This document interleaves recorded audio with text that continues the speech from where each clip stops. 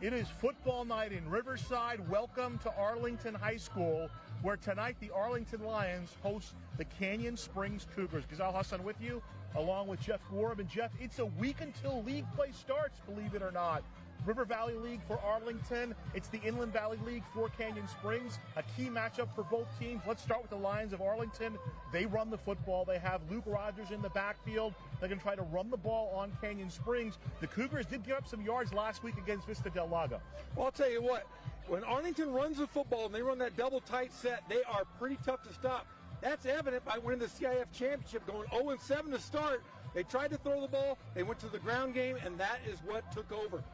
Canyon Springs, though, athletic, great secondary. We're going to have to see if Arlington can get through and make some holes. Speaking of the Cougars, they like to put the ball in the air. Their second-year head coach, Kyle McFadden, believes in that spread offense. They were able to throw the ball a little bit, and Arlington has been susceptible. They gave up some passing yardage to Corona. They gave up some passing yardage to Riverside Poly, so it'll be on the Lions' defense to stop that Cougars passing game. Well, look out for Oscar Nunez, a very athletic quarterback. He's very quick in the pocket. He's able to throw the ball down the field. That could be a problem for the Lions if they do test that secondary. Hey, the third member of our broadcast team tonight, you'll hear from him in a little bit, is Pep Fernandez. But kickoff, it's moments away. It's Lions and Cougars and Zebras. Oh my, the CIF on Riverside TV. California leads the nation in railroad trespass-related fatalities. In 2021, there were 243 trespass casualties in California. September is Rail Safety Month. Please do your part. And whenever you see tracks, always think train.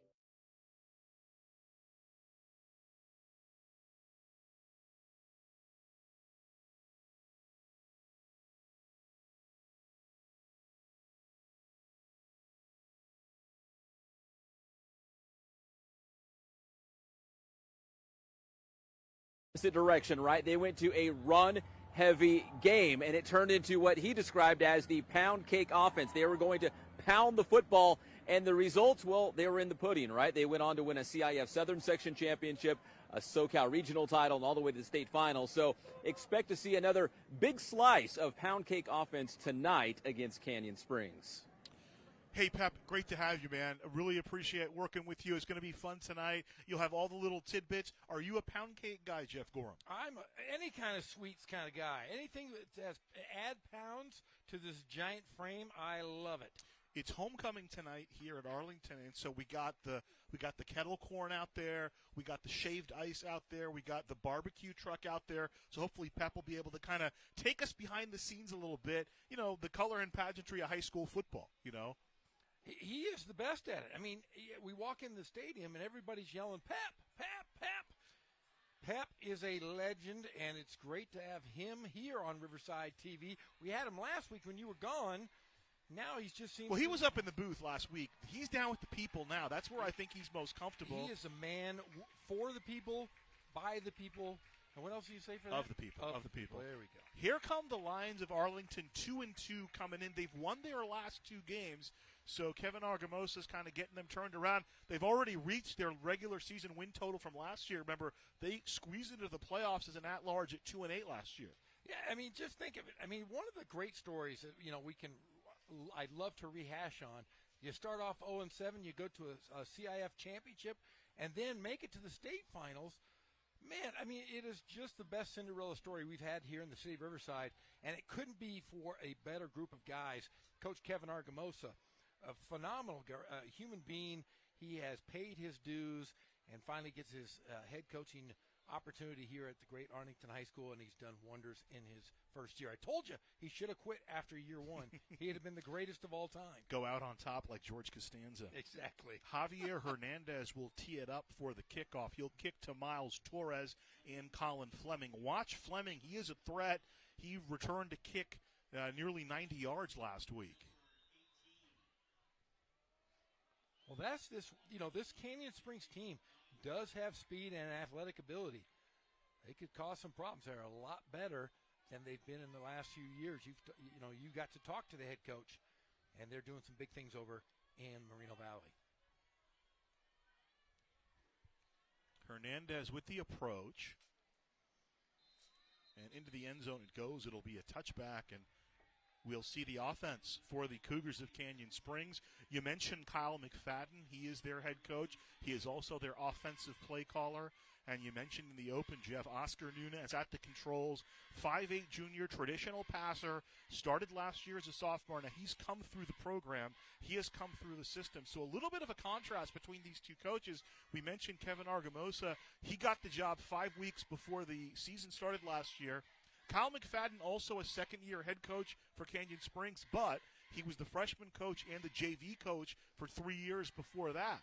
And you have to like the way schools do that, to take somebody within the ranks and build them up and kind of build this program from within. Great call. Nunez to throw, looking to the near side, incomplete, in and out of the hands of Fleming. On the coverage, on the play for Arlington was Marcus Kamahai. Check that, Davian Boyd Phoenix on the coverage.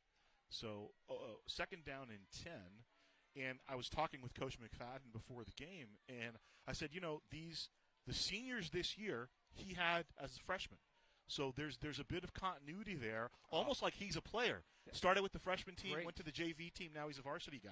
Yeah, you got to love that. The players probably all bought in, and you can tell. I mean, they're a lot better than they've been. Castellanos finds some space, breaks a tackle, surges forward over the 45 down to about the 47-yard line. 27-yard pickup on the play for Joseph Castellanos. He's the senior running back, worked very hard in the weight room in the offseason, added size, improved between the tackles, and we saw it there. He broke a couple of tackles to extend that run, Jeff. Yeah, and talking with Pep Fernandez last week when they covered him at Vista Del Lago, he said he was causing all sorts of problems for Vista Del Lago. Tough butting again for Castellanos. Daniel Gonzalez finally brings him down. He crosses into Arlington territory, so a 5-yard run on first down makes it 2nd and 5. And then they call a hold here. Holding, okay. Yeah. Speaking of holding, our officials tonight, Jeffrey. Oh, I see who it is. Your buddy Ron Wade is the Wade. white hat. Philip Walker, Ed Callahan, the head linesman, Ed Robinson, the line judge, Brian Foote, the back judge. Mr. Walker is officially the umpire today. So ball goes back to the 35-yard line. First down would be at the 43-yard line on the Arlington side of the field. So the ball is a 1st and 22 after the hold. Great to see Ron Wade. Ron Wade's been refereeing for like 115 years. He's thrown me out. He's thrown my father out. He's thrown my brother out of games. He is a true referee. He's got the Gorham trifecta, and now it doesn't work so well for Castellanos trying the middle of the formation.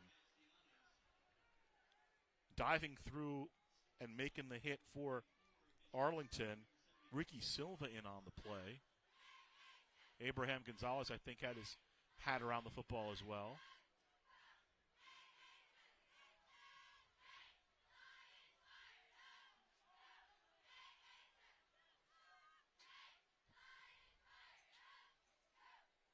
I'm wondering if that was Kyle Asker. We don't have a 44 on our roster, but it's normally Asker's position. Here's the throw to the outside, and it's incomplete.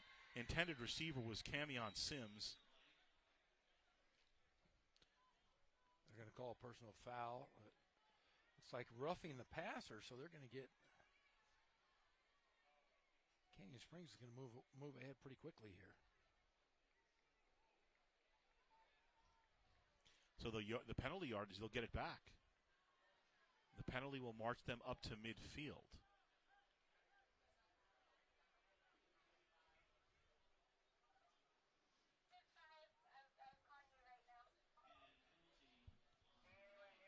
So they'll move it to the 49-yard line. Second down coming up. First down to the 43 of Arlington. So call it a 2nd and 8 after the penalty. The Cougars, Jeff, come in averaging about 251 yards a game on offense. Pretty even split. 124.2 yards passing, 126.4 yards rushing. Although the play calling is about 60%, 58.5% run.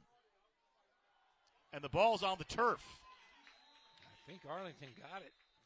From my vantage point. Dropped right out of it. All the Arlington players are pointing to their direction. No indication as of yet from the official. Castellanos got up. I think they had first shot, and Castellanos just landed on the football. No.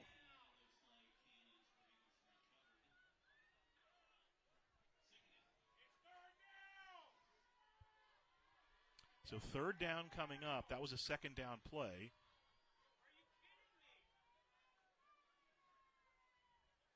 Now, I'm following the marker on the field, Jeff. So the marker on the field should be a third down. Yes, but it is third down. It's at they're still at second down.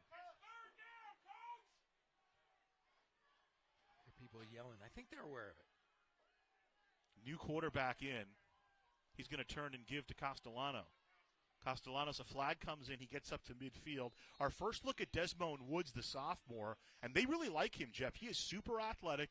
He's more of a runner than a passer. He did throw 18 passes in the first game of the season, but it was against Coachella Valley. He's a converted defensive end. And move him to quarterback, huh? So they're going a two-quarterback system. Nunez kind of runs the offense. He's been in the system for the last 3 years. He's been in the system, but they just loved Woods' athleticism and his ability. And obviously, you always want to have an extra guy there as they mark the penalty off. This time it'll go against Canyon Springs. So we've had a couple of penalties going both ways here, Jeff. Yeah, I mean, it's as far as penalties go, they've gone backwards and forwards, and we're exactly where we started for the most part here. Well, we are exactly where we started. So back to the 35-yard line. 2nd and 23. Woods remains the quarterback. Tight formation. Give to the tailback, juking up towards the 40 and then surging forward over the 40 is Colin Fleming, the sophomore.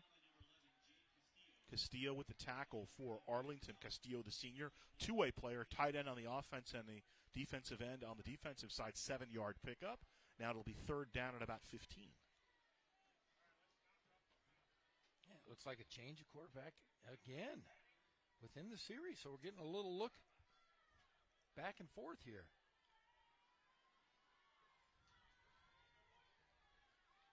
Nunez, last week against Vista del Lago, threw for nearly 200 yards, but also was picked off 3 times. Trips to the top of your screen for Canyon Springs.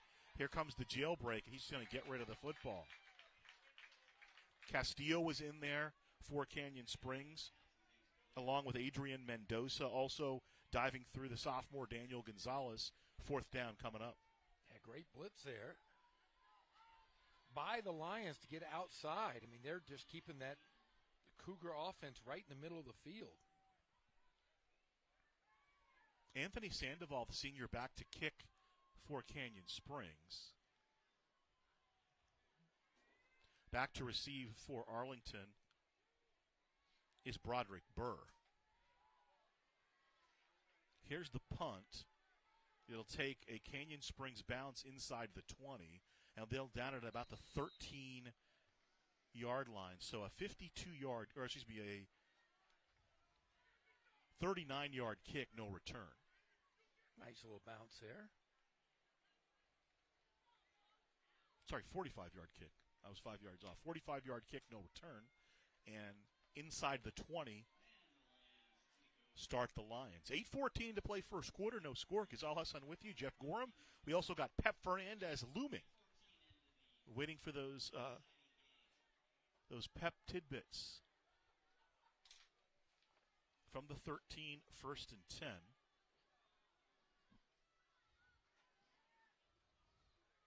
Turn and give. Dancing outside is Rogers. 30-35. Turns the corner. Up over the 40 to the 45 before he's bumped out of bounds by Ethan Conley.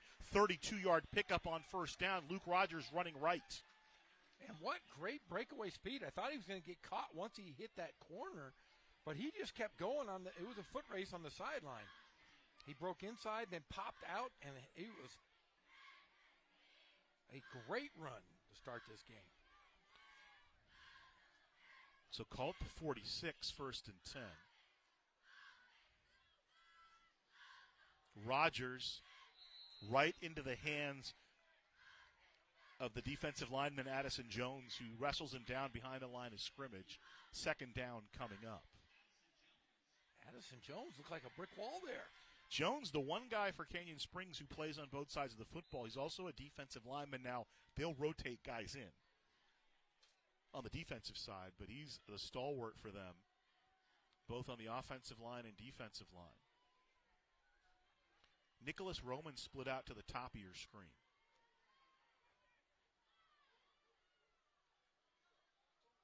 Give to Rogers running the left side now, cuts back up inside, just driving his feet down to the 45-yard line of Canyon Springs. He'll be about a yard short of the first down, but some tough running there from Luke Rogers. Again, Addison Jones around there for the tackle. Julian Pineda also getting his head in. And that's going to be a big factor defensively for Canyon Springs, Jeff. Their defensive backs, they're great on the outside one-on-one. They're going to have to play the run. The safeties in particular, Pineda and Lex Edward-Jones, are going to need to fill against the run. Hey, if they're quick on the outside, that doesn't do anything for you if you don't throw the football. Like you said, they're going to have to get in and play that smash mouth and help out. First down for Rogers. He goes down, tackled by the aforementioned Lex Edward-Jones for Canyon Springs, and a fresh set for the Lions of Arlington. Yeah, Rogers, I like it when he first gets the first hit he gets, he's churning those legs. He is moving forward. That's some good strength from that lean kid, showing some great leg strength there. So they're to the 43 of Canyon Springs. First and 10 for the Lions. And like we said in the early going, Canyon Springs has been susceptible to the run. Here's Rogers running left. He'll go down this time. The first man there was Conley, and then cleaning it up was Devian Lopez for Canyon Springs. So maybe 2 yards on the play, and second down and 8 coming up. Vista Del Lago had a big week last week, Jeff. They ran for over 400 yards against Canyon Springs. So the Cougars know they have to make some adjustments, but they've been pretty good on defense otherwise. Coachella Valley had a big week against them in Vista Del Lago. Otherwise, they've been all right. They allow about 334 yards per game. 526 of those came last week in that loss to Vista Del Lago. So Roman now split out to the bottom of your screen. Rogers, the tailback. This is Rogers again. Gets past Lex Edwards, but then they clean it up. We talked about the safeties filling. Devian Lopez there and Adam Gomez. Gomez, the sophomore linebacker, he's a converted running back, Jeff. Tackling machine. And they are, like you said, they are adjusting quite well. They're taking those linebackers and those DBs, and they're just bringing them right in, putting them all in the box. Third down coming up. Line is at the 47-yard line of Canyon Springs. Under 5 minutes to play here in the first quarter. A big third down situation for the Canyon Springs defense. Here's the play action. Under pressure, they'll throw to the near side. Nearly intercepted. The intended receiver on the play was the tight end. That was Adrian Mendoza. Making the play was Julian Pineda. He was there on the defensive side for Canyon Springs. Fourth down coming up. So the defense gets off, is able to get off the field on third down, Jeff. And the punt team looks like they're coming on for Arlington. So we'll get a look at Javier Hernandez again. Miles Torres back deep along with Colin Fleming for Canyon Springs. So both defenses hold serve here in the first quarter, under 5 minutes to play. Hernandez puts his foot into it. Fielded about the 9-yard line. Flag comes in immediately, and running up the sideline is Fleming. So about a 44-yard kick and the return up to about the 30-yard line, but then a flag comes in. Yeah, there were a couple flags. I don't know if it was on the same call. Let's see if it'll be offsetting penalties. I know one was. The officials conferencing. Ron Wade, of course, is our white hat. He'll sort it all out for us. No score as of yet. We have 4:38 to play here in the first quarter between Arlington and Canyon Springs. And we talked about it in the open, Jeff. A key matchup here because Canyon Springs next week goes into Inland Valley League play. They open with Moreno Valley. Arlington goes into River Valley League play. They'll host Patriot. And that's the big question. Everybody wants to know how good Patriot is. Patriot kind of plays always outside of the areas of Riverside until they get to River Valley League. So we don't really get a chance to see them. But from talking with all the coaches in the River Valley League, that is the big question mark. How good is Patriot? Now, I'd heard earlier in the year they were pretty good, Jeff. I did too. I mean, and they have started off great, the past couple of years, but once they hit River Valley League, something just seems to happen, and it turns back into the Travis Carter, Ken Batdorf, Ken Mashinsky League. First down from the 19. Miles Torres split out to the top of your screen. To the bottom of the screen is Adam Valdepena.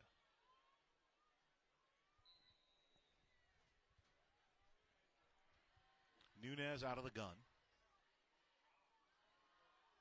Here's the give right up the middle, finding some space up to the 30-yard line. Spinning out of a tackle and down the sideline is Colin Fleming, still on his feet into Arlington territory.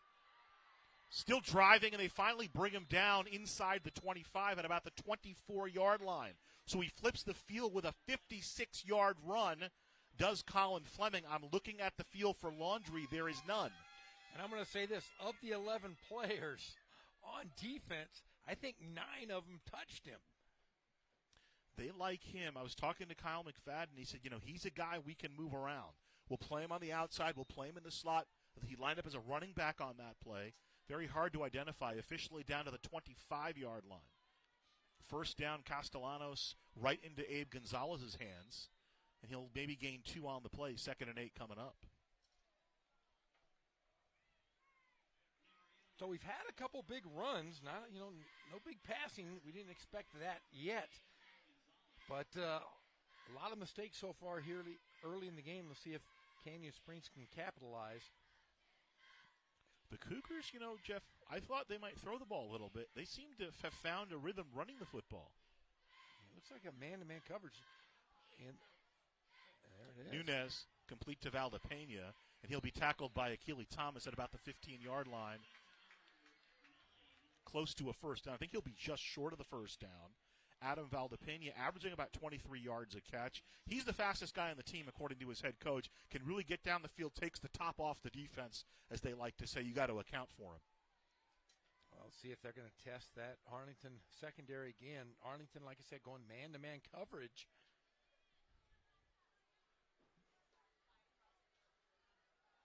Here's the give up the middle. Castellanos veering left, drops the football. Ball still loose. They're still fighting for it. Second time he's allowed the ball to hit the turf. He got the first down and is down inside the 5-yard line, and it's Arlington football. Turnover. That really hurts Canyon Springs, Jeff. I mean, that is twice that has happened, and like I just said, they can't. You got to be able to capitalize on those big plays by not making mistakes, and just as I said it, they make a mistake. Very tough one here. Let's see if Arlington now can capitalize on this mistake. Abraham Gonzalez picks up the fumble. And it'll be a long field to navigate for Arlington. They'll start inside the 5-yard line, ball marked at the 4. I thought we might have some high scoring today, but hey, this is the first time we've had 0-0 this late in the first quarter. This could be a great game here for us on Riverside TV. Rogers the tailback, Marcus Conahay is the fullback.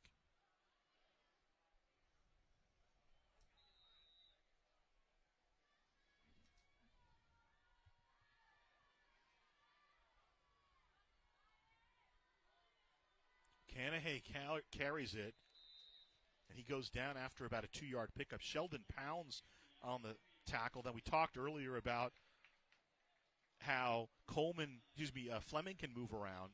Pounds also, he's that version on the defense. 6'2", 190. They play a 4-2-5. He can slide down and play in the box. He can slide back and play a deep safety. He can play a high safety. He can play low. They can put him in the box. And they're going to put everybody in the box here. They're going to make Arlington try to run out of this one. It's a little bit more of a game than I thought. They're up to the 9-yard line. Here's the give to Rogers this time, and he runs into the awaiting hands of Addison Jones, it looked like. Second effort, squirts over the 10 up to the 14, which would be close to a first down. I think they're going to mark it just over the 10 to the 11-yard line, Jeff. That extra effort got him that 1 yard, but still they're precocious. So here we go, a third down. They need to get over the 15 for the first down. So call it a 3rd and 4, Jeff, as we tick down, under 2 minutes to play in the first quarter. Durant split out to the bottom of the screen for Arlington. Turn and give Rogers, and Rogers surges. Looks like he's got the first down. Tackle on the play made by Julian Pineda. Got some help from Pablo Montez, and the sticks move up for the Lions. You got to be happy if you're the Lions. That would have pushed. If they would have had to punt, that would have put Canyon Springs in some seriously good territory. And let's see, there's a turnover deep in Arlington territory. Can the Lions turn it around and put the ball in the end zone? Whistle before the play. Rogers was the runner. And that's going to be on the Cougars. So move it up 5 more. So far we've had quite a few penalties. Already the 5th penalty on the Cougars. Has been one marked off against the Lions. It was the personal foul, the roughing the passer. So first down from the 22. It'll be a 1st and 5.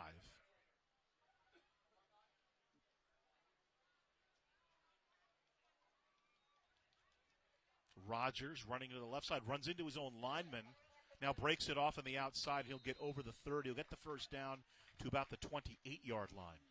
He ran into Abraham Gonzalez, and it kind of helped him. He kind of rode Gonzalez and then bounced outside. Sticks move up. Muniz with the tackle, the junior, for Canyon Springs.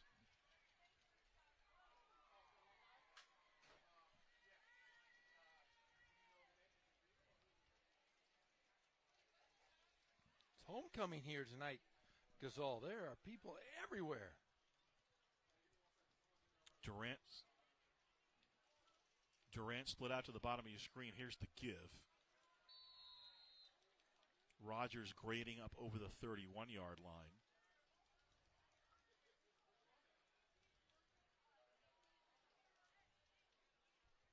Second down coming up.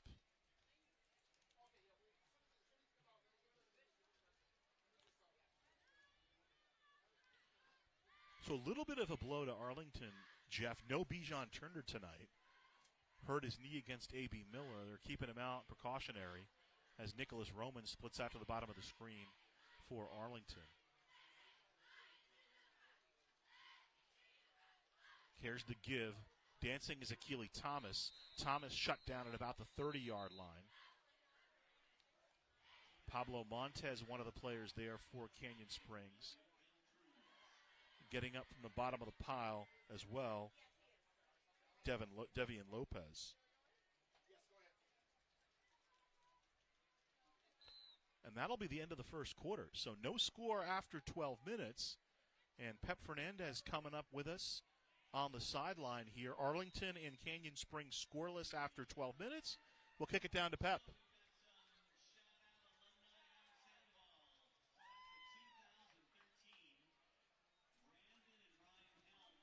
All right, we won't kick it down to Pep. Not yet. He is up. You ever seen the Tweet of the Year show on Monty Python? Oh, they're off. Oh, no, they're not.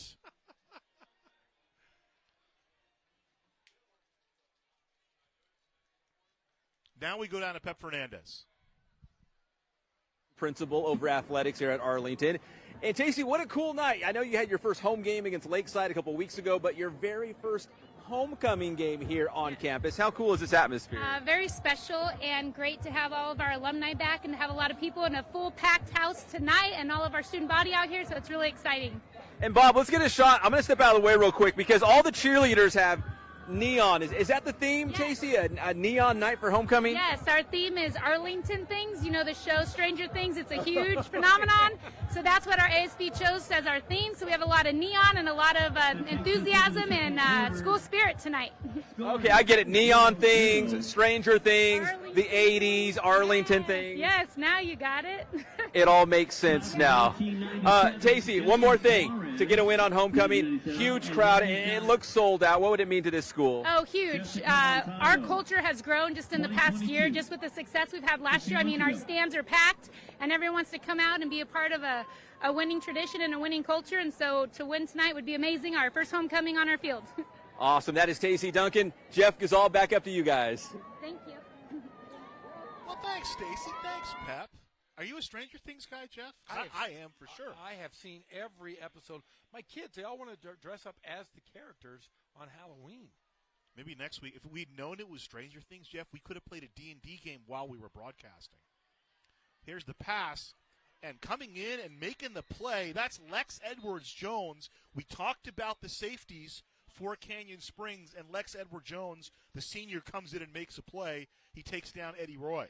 Well, hey, if your big guys are doing their job up front, that's going to open up some holes for those quick guys in that secondary to get through, and that's exactly what happened. So they're going to have offsetting penalties, so it's going to be no call there. I believe. No, I think that was a hold they declined because the ball moved back to the 20. They did decline it. The ball moved back to the 20.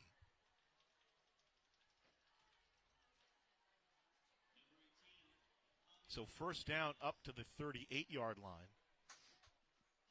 And, of course, my son Luke wants to be Lucas because Lucas plays basketball. Oh, there you go. So Javier Hernandez on to punt, and again the defense stands up for Canyon Springs. Another flag comes in. Anything Winona Ryder's in, you don't have to ask me twice. I think she's gotten better looking as she's gotten older. Oh, she still looks great. She looks fantastic. What's her name on Joyce? Joyce, right. She's with Hopper. And we just lost half our audience just now.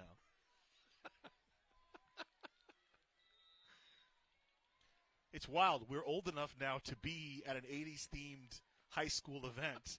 When we were also in high school in the 80s. We lived it. Yeah.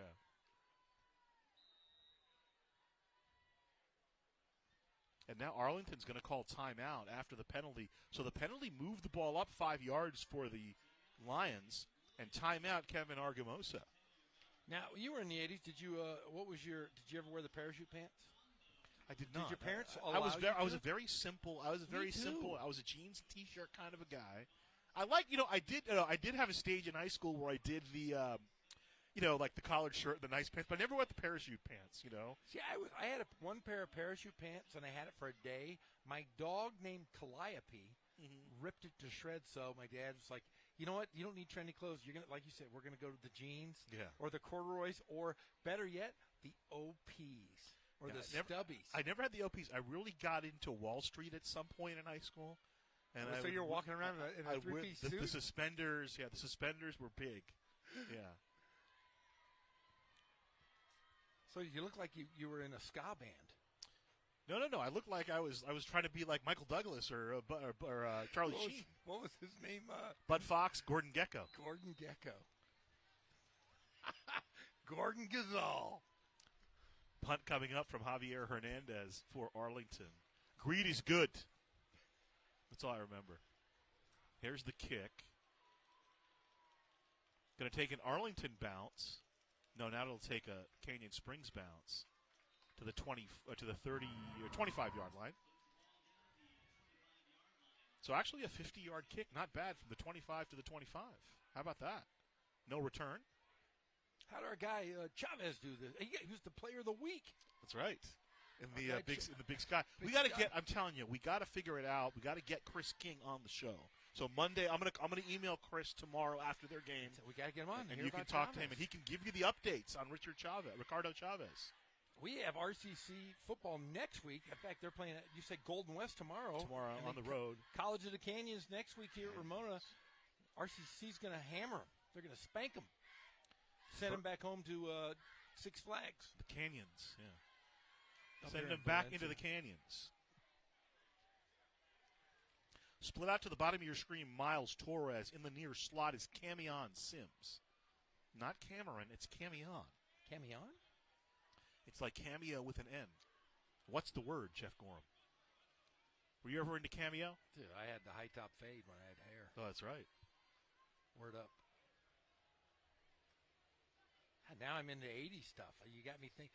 I see in the neon. I don't remember neon being that big in the 80s. No, because like it was pastels. We didn't call it neon. No, we called them pastels. I remember having a couple like a light blue, like aqua shirts and stuff. I always wore polo shirts. I was the yuppie, the preppy.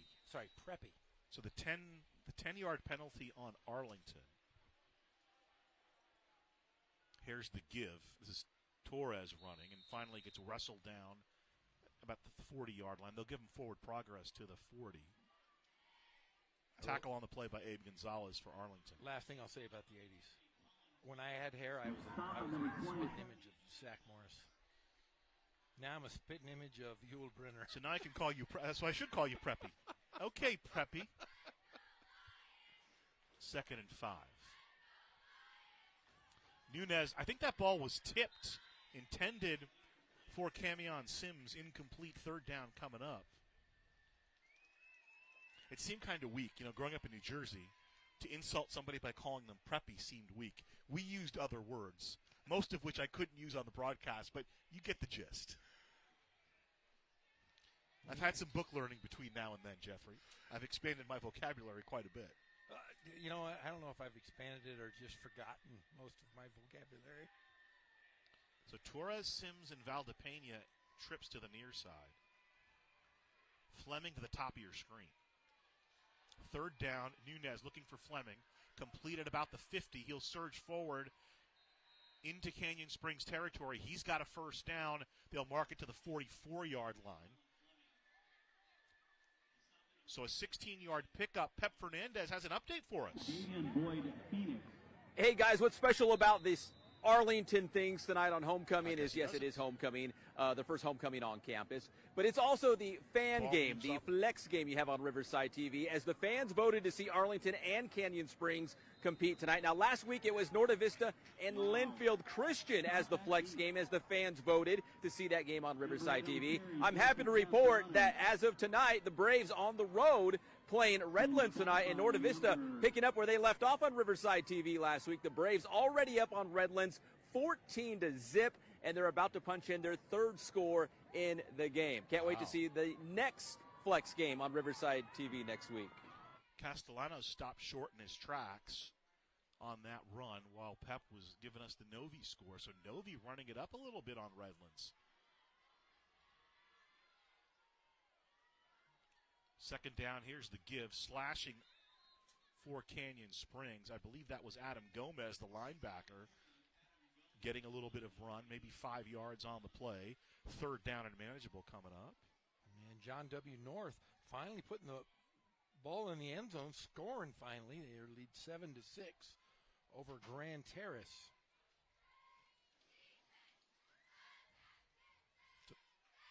4 minutes left in that half over there at 3rd and Chicago. Big 3rd down for the Arlington defense. The give to Fleming. Fleming kind of picking his way up. He'll get a 1st down. He'll go down. Was pulled down on the play by Jacob Christensen, but he'll have the 1st down and the sticks will move up. Now, I told you, Gazal, many times, if you're a running back, do not wear your T-shirt untucked. He might have scored. So You and Larry David, tucked in. Untucked. Or no T-shirt underneath, but good golly, don't get tackled by your T-shirt. Fleming trying to find some space, but he'll run into 3 Arlington Lions in a nominal gain. Mario Pelagi there. I think Gonzalez had his nose around the football. Canahay also in there.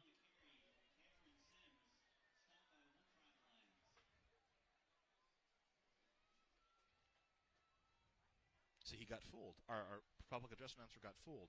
The roster, it's Camion, and he said Cameron. He is wrong. It's natural. You got to double check that stuff. 2nd down. High snap. Nunez going to throw. Castillo in there. He's going to throw it away. Nearly picked off. Wow, he's looking for the outlet. And nice job by Akili Thomas coming over and making that play. Thomas knocks it away. A flag, though, comes in. Looks like it's going to be on the defense. I think I don't know what the call is. Ron Wade is Okay, it looks like they're going to mark it off against Canyon Springs. Let's see here. So holding on offense. So already the 6th penalty on the Cougars.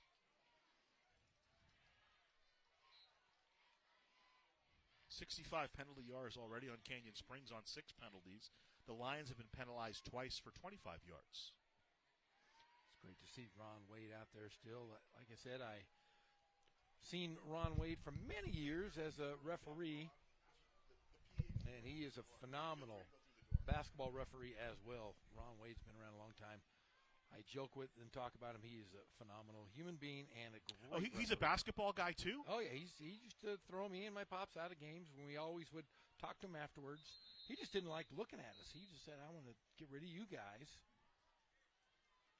2nd down, trips to the near side. Fleming to the top of the screen for Canyon Springs. He's their home run hitter. Nunez going to throw. He's going to look to Fleming. Complete to Fleming.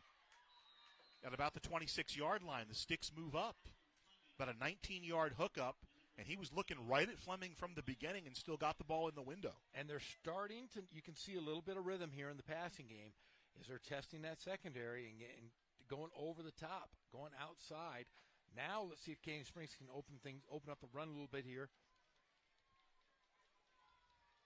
But yes, they are starting to pepper this receivers all over the field. Line is the 26, so Fleming up top.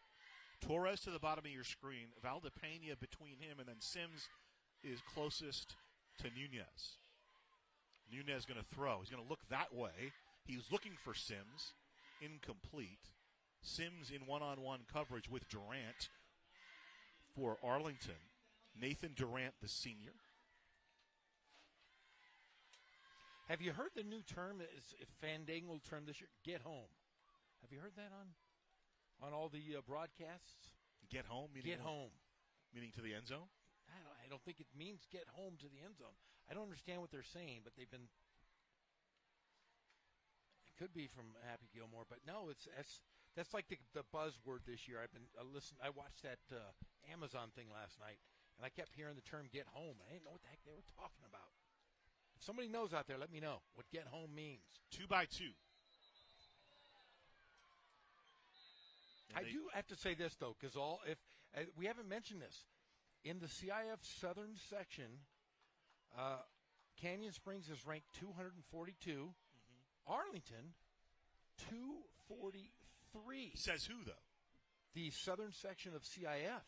And in California CIF, they are 597 for Canyon Springs and 598 for Arlington. So yeah, I'm a Cal Preps guy. So I go by the Cal Preps rankings. Yes. Yeah, so I'm gonna check those now, would tonight. these be Cal Preps or would those be CIF? It looks like CIF. I don't know. The CIF for playoffs, they use Cal Preps. Yes, to do so their maybe divisions. it is. Yeah. So, but think about it. Of all the games that are playing tonight, how many are? You're right. That's pretty. How many would have the teams one space apart? Yeah. It's kind of a cool. Well, hey, it looks like it's holding up, Jeff, because it's even Steven. Perfect. We're here in the second half. 7:05 to play in the second quarter. I'm Ghazal. He's Jeff. Down on the field, we have Pep Fernandez and our entire award-winning Riverside TV crew. And it's no score between Canyon Springs and Arlington. This used to be an Inland Valley League game, but no longer. Because Arlington no longer in the Inland Valley League. They are RVLs. And the Inland Valley League, in and of itself, a completely different configuration. And they only play, 4 games? Yeah, because there's 5 teams, so it's 4 games.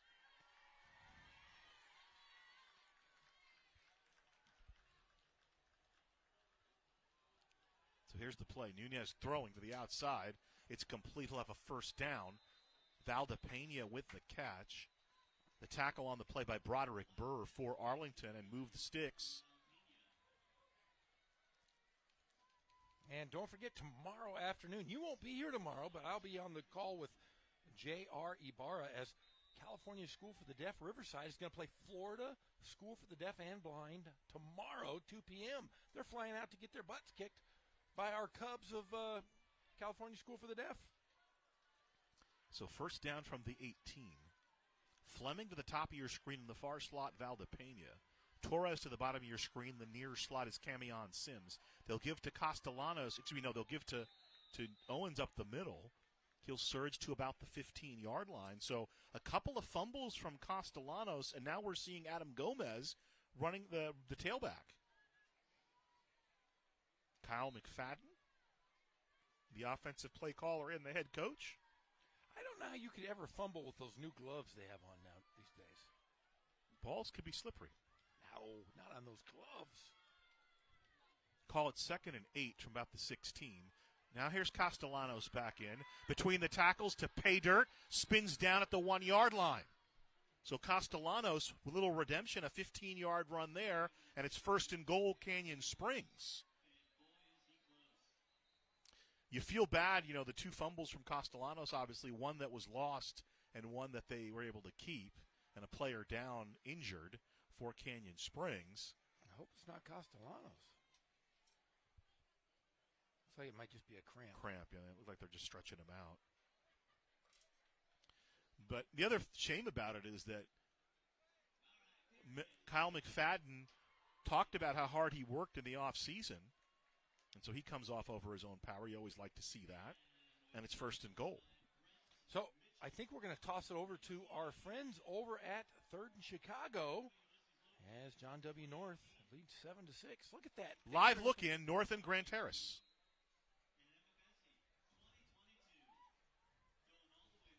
Looks like they're on a timeout or something as well. That's our other game. We have games all over. We have 3 games next week. 3, 1, 2, 3. We go Thursday, Friday, and Saturday. And another fumble. Nunez falls on it. 2nd and goal coming up. Mario Palagi was looming the defensive end for Arlington, but Oscar Nunez scooped it up. Timeout called by Canyon Springs. That's the 3rd time a ball has hit the turf for the Cougars. They had 3 interceptions last week. Now, you were telling me it was a 52-15 Vista del Lago win, but it was a close game until the second half. They were down just 1 point in the 3rd quarter. It ended up getting blown out in the 4th. But like Pep said, Pep was at the game, said it was the closest blowout he'd ever seen. He was very surprised at how well Canyon Springs played for 3 quarters. Yeah, Kevin Argamosa told me the same thing. But if you're Arlington, you got to be licking your chops. Vista del Lago ran the ball for over 400 yards against Canyon Springs. So you're thinking, if you're Arlington, all right, we got to go to the same formula. Get a look at Coach Argamosa, the second-year head coach. He played at Whittier College. He's a poet. Do you know where Whittier is? I know how to get there. It's between Whitty and Whittiest. Yay! 2nd and goal. Castellanos trying to twist. Did he break the plane? He did. Touchdown, Canyon Springs. So the Cougars drive down the field, and they get the first score of this game at 5:27 of the 2nd quarter. Breaking records this year. That's the longest we've gone without a score on Riverside TV. Both games tonight going well. 6th touchdown of the year for Castellanos, capping off a 75-yard drive. And the PAT attempt coming up. Anthony Sandoval, 9 of 13 this season on PATs. He'll kick out of the hold of Adam Valdepena. Oh, he's a southpaw. Left footer. Good job by Valdepena to get it down, but the kick is no good. So he is 9 of 14 now, 6-0 Canyon Springs, and Arlington will get the football. Plenty of time left here in the 2nd quarter.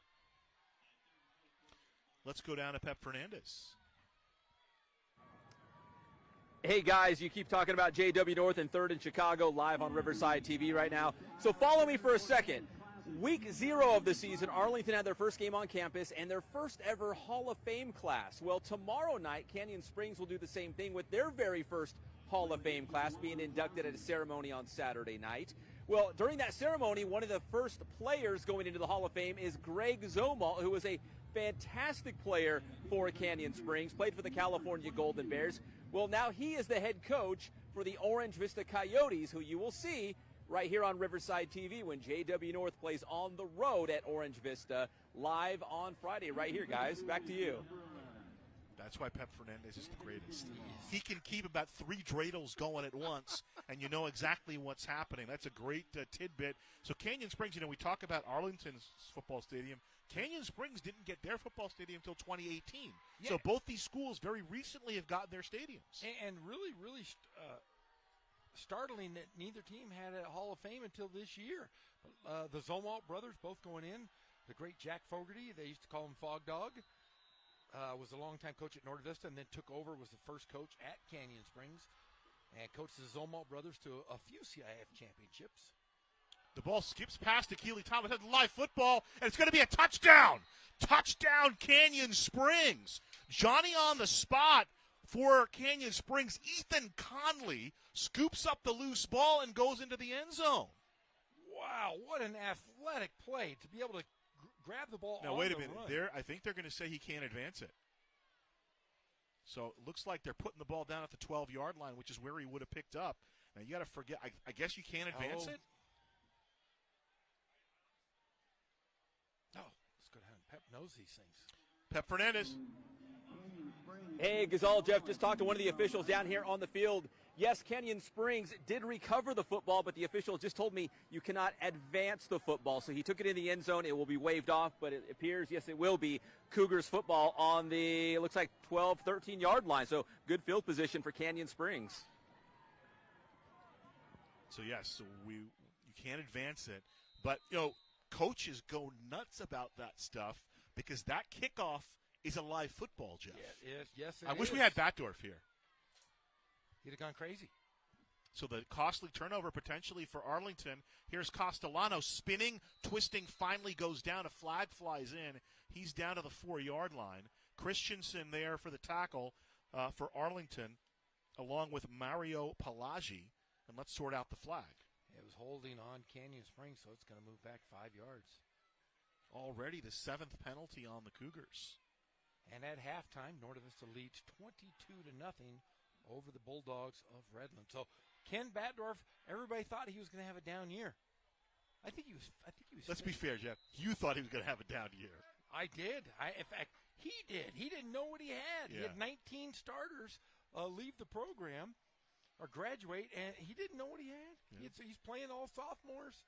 But those coaches, it's like Lou Holtz. They always talk about how bad they're going to be. Yeah. They're never going to tell you they have a good team. But that first game, they were up at, I think, Hesperia and just got their bells rung. But I think they've kind of figured out what's going on here, and they're going to be pretty formidable getting into River Valley League. Valdepena to the top of your screen. Torres to the bottom of your screen, and near slot is Sims. Here's the give, and then going out of bounds, being tackled is Fleming by Jay Castillo. Castillo makes the play. So it'll be 2nd down and long coming up. They can get a first down. They got to get to the 2-yard line, so call it a 2nd and 16.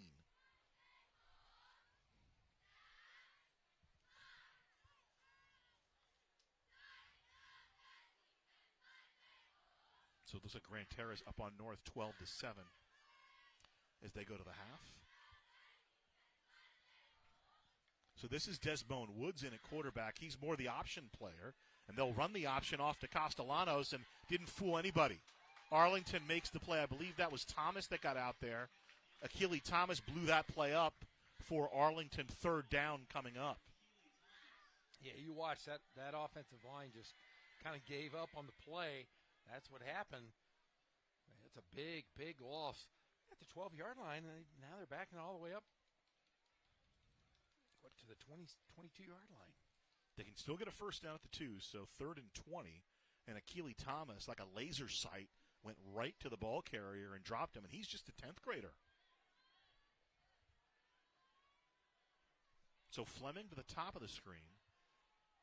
Trips to the bottom of your screen. Torres, Valdepena, and Sims. 3rd down play. Looks for Fleming. Jump ball. Fleming turns and he gets it. He got a first down. How about that? One-on-one coverage with Nicholas Roman, and Fleming makes the catch. Now, what's the call? I mean, would it have to be offensive pass interference? What they call a face mask?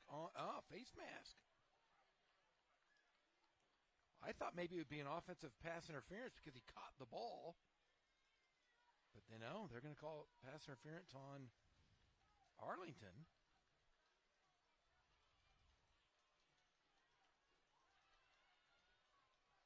Now, it's a little bit different. Remember, it's a yardage penalty Yes. in high school. Kyle McFadden having a discussion with Ron Wade about whether to take the penalty or not. So it wouldn't be an automatic first down like it is in college or the NFL. So they may take the play.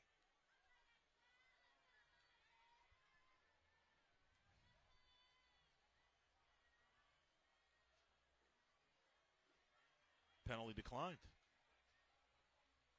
And it'll be a first down.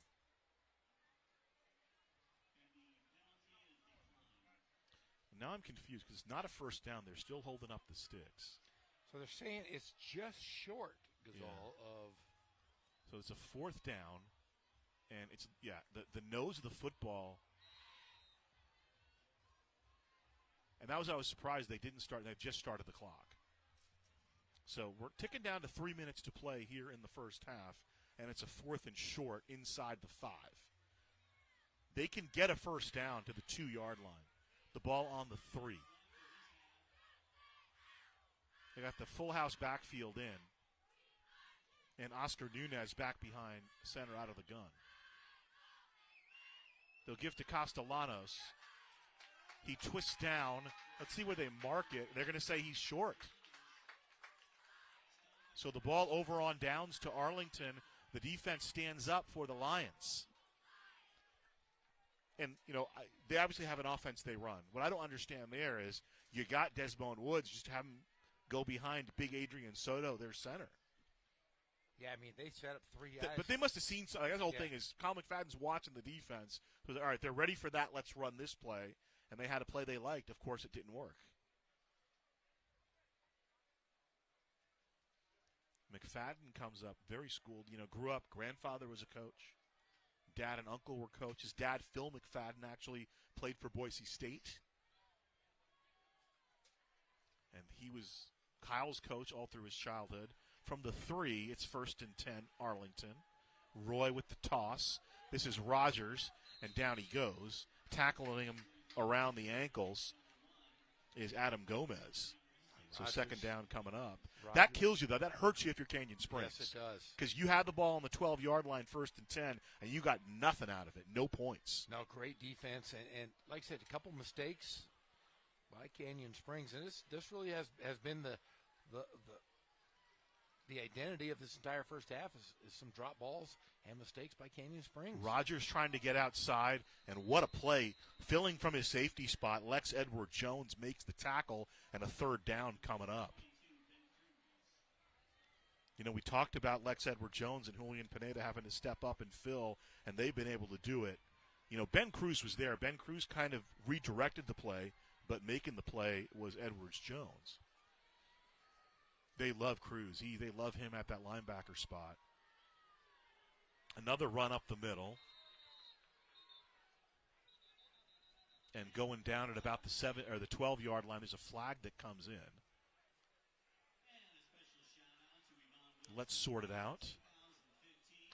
So interesting story while we sort out the penalty is we're talking about Kyle McFadden. So he grew up in Escondido, so I asked him, are you a Chargers fan? He said, no, I'm not. He said, I am a Broncos fan.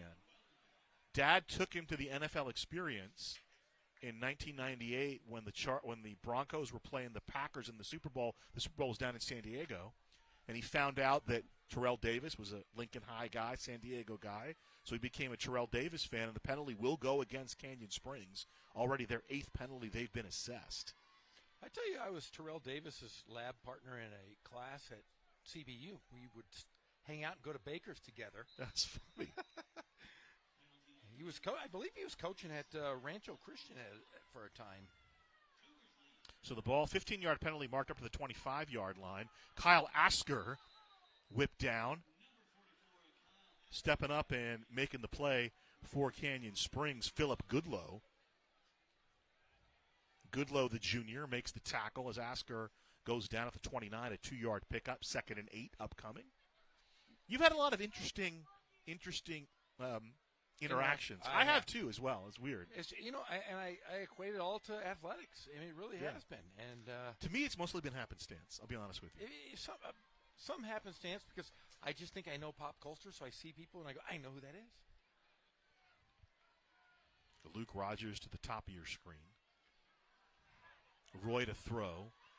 Complete to the big tight end. Rumbling up to midfield. He's got space. Big man with the football and tackled inside the 25 to about the 20-yard line. Adrian Mendoza makes the tackle and flips the field. Adrian Mendoza has a broken arm, by the way. Mm-hmm. You remember another Arlington kid, the running back. Remember, he had a broken arm and was phenomenal. What was his name? Was it? Remember the little guy that was running back for Arlington a few years back? The only one I remember, Jamon McGlory. Jamon McGlory. Remember, he had a broken arm for part of the season.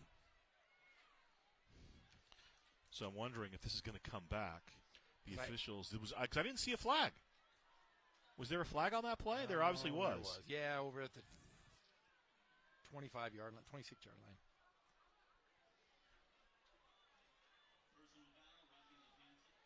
Roughing the passer.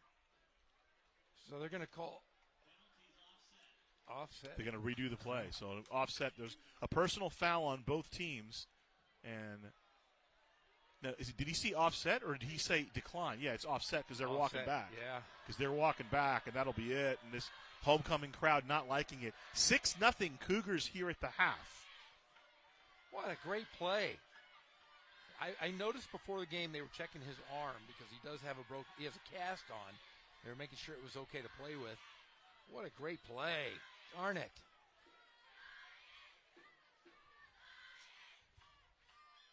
So second down, we'll redo the down.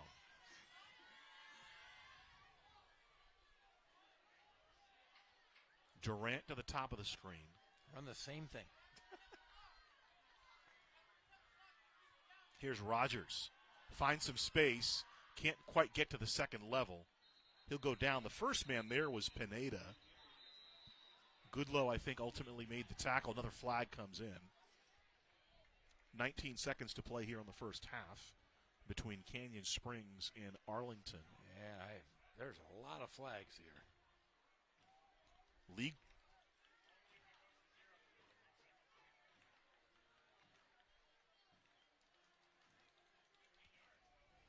So another penalty. Man, Canyon Springs giving up a lot of penalty yards. 9 penalties here in the first half against the Cougars. Already 105 yards in penalties assessed against Canyon Springs. And this could give them an opportunity. Now, they have Javier Hernandez, a kicker. If they can get about 15 more yards, maybe you see him attempt a field goal. Let's see if Eddie Roy is going to throw the ball here. Timeouts. Both teams have a timeout left.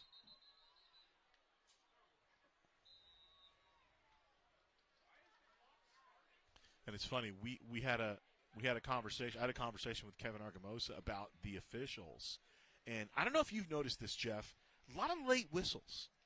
Lots. And it's dangerous. We're talking about. He's like, hey, I'm teaching my guys to play through the whistle. So if your whistle's late, my players aren't going to stop because they're taught to play through the whistle. So when the play's over, the whistle's got to get blown. Now, obviously, it's a lot of it's familiarity, right? And I think Ron Wade. I believe today the crew's been on top of it.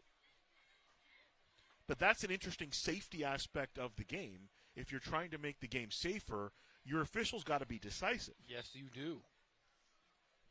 Because every coach, not just Kevin Argamosa, I don't want to sound like I'm signaling him out, every coach teaches to play through the whistle. Of course you do. You get yelled at if you don't. So Mendoza in the far slot, split out to the top of the screen is Roman. To the bottom of the screen is Durant for Arlington. Here we go. Here's the throw coming up. Roy launches it down the field, complete to Durant at about the 25-yard line. He's tackled there. They'll call a timeout with 6 seconds to play, and let's see if they can get the field goal team on.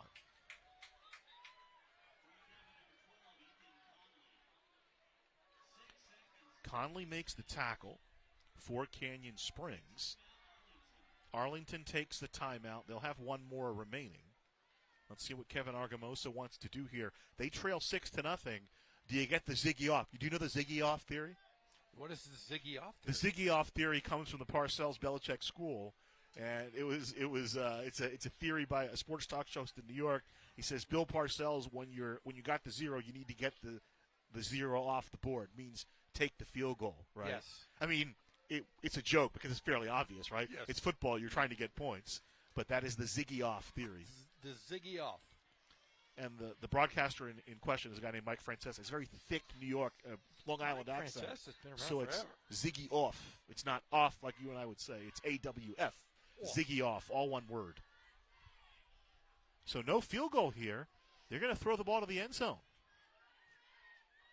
Eddie Roy, the sophomore quarterback, played with a freshman team last year for Arlington, has stepped in and taken over. Down the right side. Incomplete.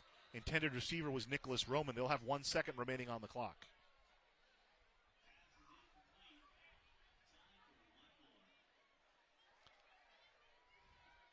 Good coverage. And, we know about Canyon Springs on the outside.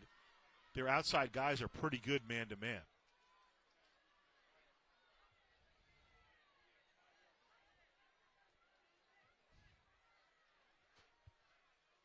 So Brandon Cruz on that side. He's their ball hawk.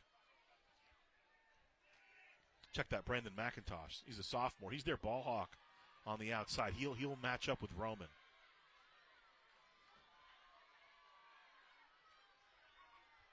And then Conley to the bottom of the screen. He's matched up with Durant. Here's the play. Final play of the first half. Flag comes in. Free play. Roy guns it down the field and knocked down in the end zone. Another flag in the end zone, so 2 flags. So, yeah, flag in the line of scrimmage and a flag in the end zone. I think ultimately Goodlow knocked that one away for Canyon Springs. So if the flag is against Canyon Springs, we'll get one more play. One more play, yeah. And I wonder if it's a 15-yarder, if it moves to the 12, maybe you do get the field goal unit on. 6-0 right now. We're navigating the end of the second half. Both games on Riverside TV have had weird, wild things happen at the end of the second half. Strange things happen at sundown. So a hold against Arlington, which is declined, and that'll be it. That'll be the end of the half. So 6-0. No Ziggy off for Arlington. Canyon Springs leads at 6-0. Interesting because it's a 6-0 game. I just think a lot more happened, Jeff. It's Stranger Things. We got a game on the upside down. It's Stranger Things night tonight here at Arlington.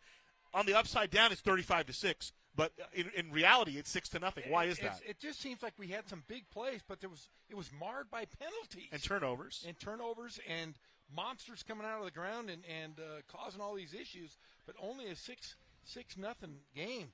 Very shocking. The Mind Slayer in full effect here at Arlington High School. It is homecoming tonight. It is neon night. It is Stranger Things night here at Arlington High School. 6-0 Cougars leading the Lions. Do we have Pep Fernandez before we go into the half? We do. Let's go to Pep. Hey, guys, I think you guys nailed it on Arlington things, right, on this homecoming, playing off of Stranger Things. Very bizarre, and I think I talked about this in the pregame show. The score to this game last year between Canyon Springs and Arlington, it was Canyon Springs winning by a score of 16-6, and I thought, hey, you know what? Maybe this year we're going to have a little bit more points. Canyon Springs offense has been rolling along. I know just a couple weeks ago, 2 games ago, Arlington dropped 49 on Corona, so I thought, you know what? This is shaping up to be a high-scoring game, but here we go, right into the upside down, and it's 6-0 at halftime. It sure looks like another maybe 16-6 final score with Arlington still having a chance to come back in the second half. Guys, back up to you. Great job, Pep. And Pep has the Hopper haircut, obviously, reporting for this Arlington Things.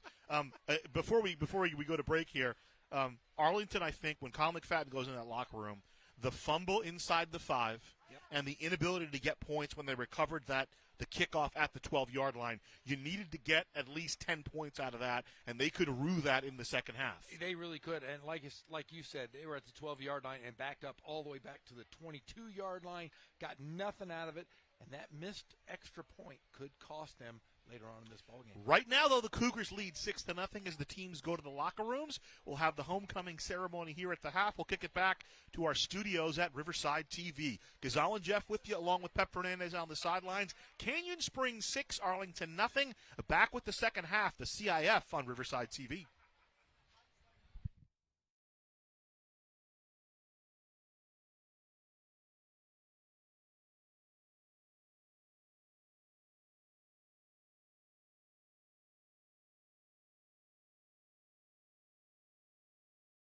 $243 trespass casualties in California. Trespassing is one of the most challenging safety issues plaguing California's railroad corridors. In Riverside County alone, there were 19 trespass-related casualties last year. But the positive news is those numbers have dropped over the years because of the efforts of California Operation Lifesaver and partnering agencies like RCTC and Metrolink. We can all help reduce trespass-related incidents even further if we never trespass on railroad property for any reason. That means no biking or walking near tracks. Railroad property is private property. The only safe place to cross train tracks is at a designated crossing. September is Rail Safety Month, so please do your part.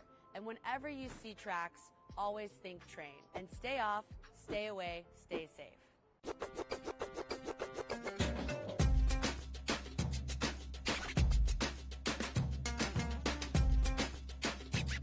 It's time for a revolution.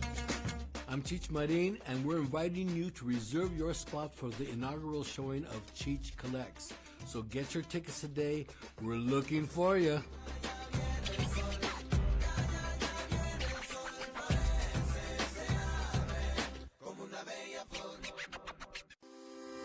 Live local. Help support your favorite businesses with the Shop Riverside Community Card. With over 200 Riverside businesses giving exclusive discounts and offers to community card holders, there's something for everyone. Participating organizations sell these cards for only $15 each, with $10 going straight back to the organization itself, making the Shop Riverside Community Card a fantastic way to support your favorite local group. For more information about the Shop Riverside Community Card and to find participating businesses, please visit shopriversidenow.com. And don't forget to live local. Shop Riverside.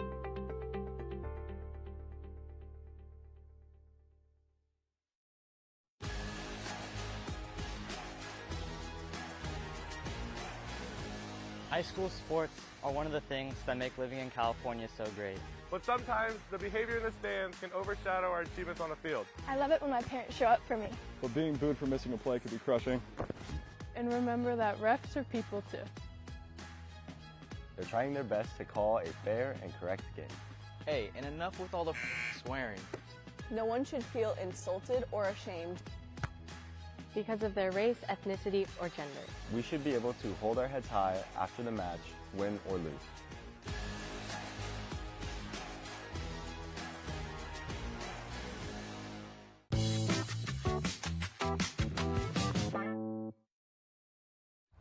Well, it all started basically with my son, Joshua Unger. He's severely autistic.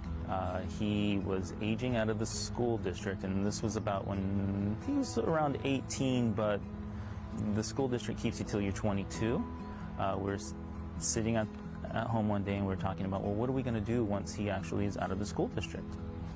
And we thought about it really hard, and at that time we were doing some backyard gardening. And my son was very responsive to it. He enjoyed going out and planting the seeds and being in the soil and, harvesting the lettuce and going and, getting the carrots and the onions, and, he likes to cook too. And we thought, well, hey, what if we actually had some property to where we could have like a small farm that sells vegetables, and we can make a program where we can bring in others, a work program for people with these different disabilities. Ultimately, what we decided to do was just start looking in the Inland Empire area for a piece of property that would work for that. And, we found the Greenbelt.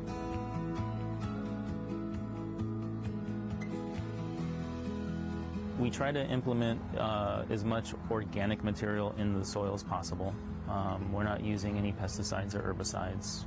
We, have barn owl boxes. We have little birds' nests that we're planting so that they'll eat some of the bugs, and we also encourage predator bugs, like ladybugs. Our operation is at that point where we're turning a corner. With the high tunnels going up, we're going to be planting tomatoes in there. There's a lot of little things to maintain with tomatoes. We're kind of transitioning from a point where we were just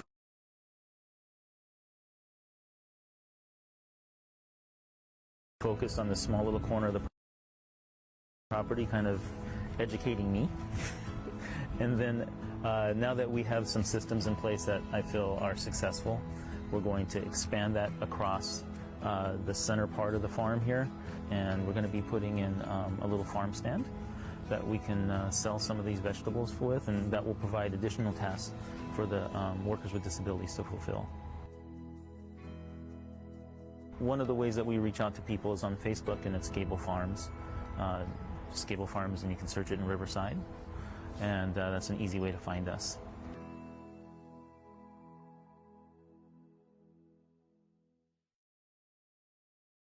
My daughter had an issue at school where another student on her campus, specifically in her class, said some derogatory things about people of color, specifically black people. Although Riverside is a great place to live, it has shadows and it has corners where hate lives. As a result of that, my daughter was hurt that day, and we needed to put a voice to it.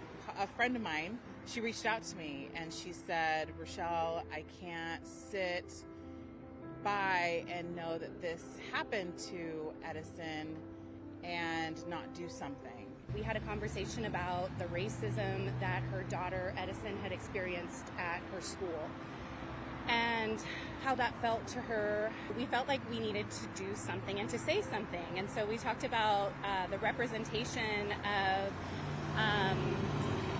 Black figures in Riverside and how there was a lack of representation. We talked about inclusion and respect and what that looked like. And we talked about creating an art piece.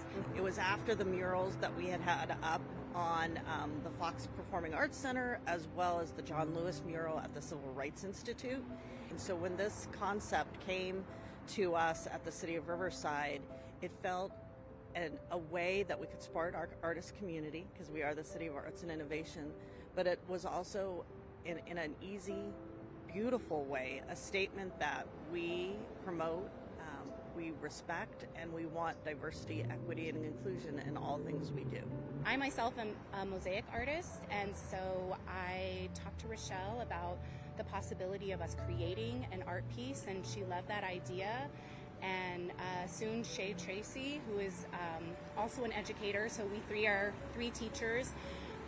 We started out on this endeavor to create this piece together and enlisted 14 artists to create the piece that you see here today. As at that time, there was so much happening in the culture, in the world, surrounding Black Lives Matter, and some of the protests in terms of the police brutality that was happening, that I just felt I needed to do something as a mom of two boys. Each individual person, they worked on their own sketch of the artist, and they put the tiles together at their own home studio, and then towards the end, we collected the materials in waves, and then we kind of just put it all together a few weeks before the reveal. I want them to feel the love and intentionality that we put into the mural. I want it to awaken a curiosity about all of the people who we included in the mural, and to just get people to understand and to have more interest in Black history and in these contributing members. As the City of Arts and Innovation, this was a really beautiful step towards including art pieces that are public and that are representative of everyone. For the community, I hope that it shows that in being authentic and real and transparent and sharing our stories, great things can come out of it.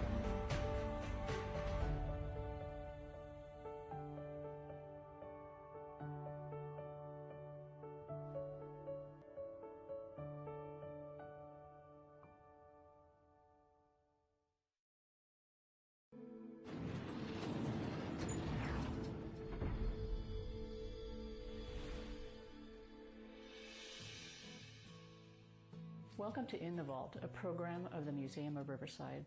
Today I'm going to share a little bit about the museum's herbarium, which is a collection of plant specimens, and a herbarium can be either dry or wet specimens, but mostly dry specimens, and that's what we have quite a bit of. It began with the early curator of botanic collections, Edmund Yeager, who started collecting specimens in the Riverside and San Bernardino area in the 1920s. Many of these specimens that he collected eventually wound up in our collection. But the real turning point was in 1949 when Charles and Wilhelmina Clark donated their collection, the Clark Herbarium, along with an endowment for the care of the collection and for botanical programs.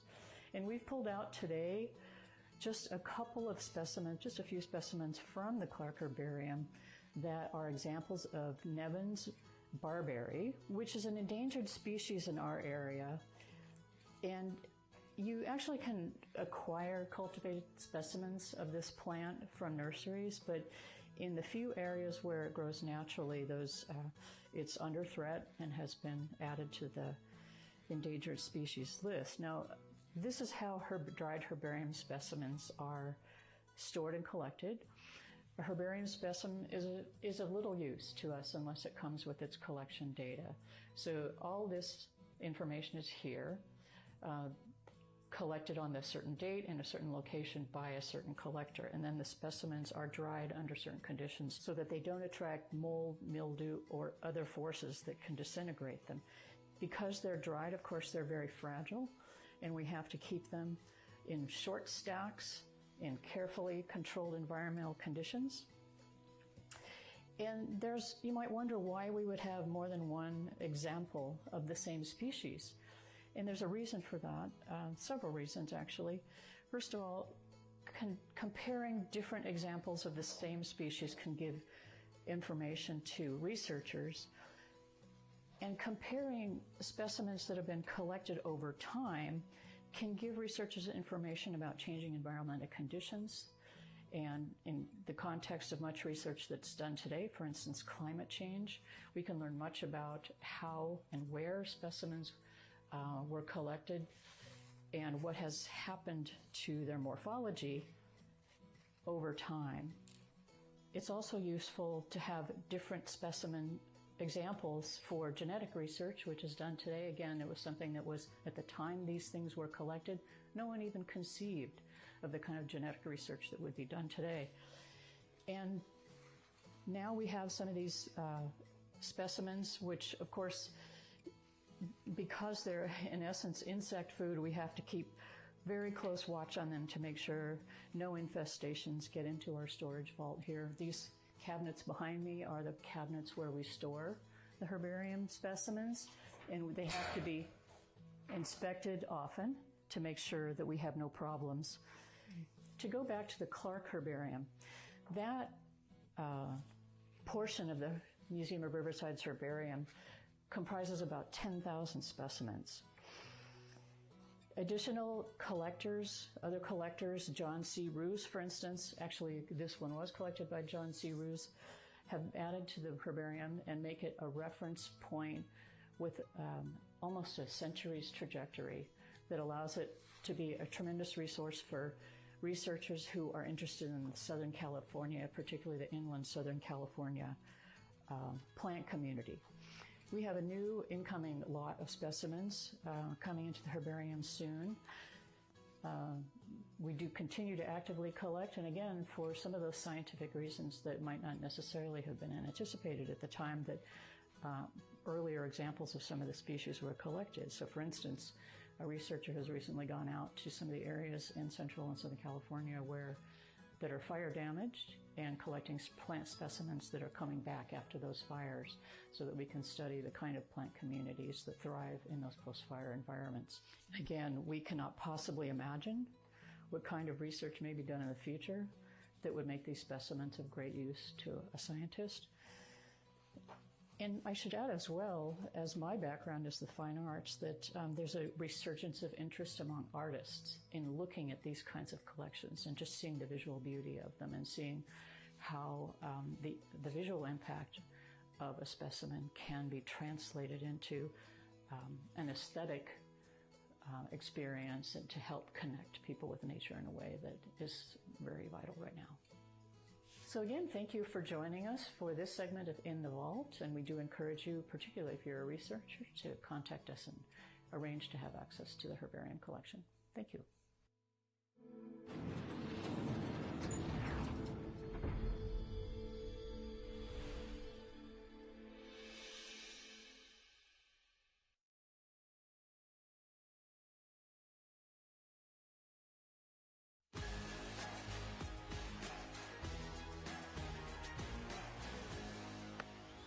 High school sports are one of the things that make living in California so great. Athletics builds character, teamwork, physical fitness, and shows what hard work can achieve. And some of us can even earn a college scholarship or qualify for the Olympics. But sometimes the behavior in the stands can overshadow our achievements on the field. I love it when my parents show up for me. But being booed for missing a play could be crushing. Parents who lose their minds when we don't score aren't helping. It can actually be super distracting. We should be able to hold our heads high after the match, win or lose. And remember that refs are people too. They're trying their best to call a fair and correct game. Even if you may not love the call. Seeing and hearing people, belligerently be mean to you, it makes you not want to play anymore. It makes you just want to go sit on the sidelines and cry. Like, it's not fun. No one should feel insulted or ashamed because of their race, ethnicity, or gender. Hey, and enough with all the swearing. Anger has no place here. Thank you for being part of the change, and thank you for being there to lift us up.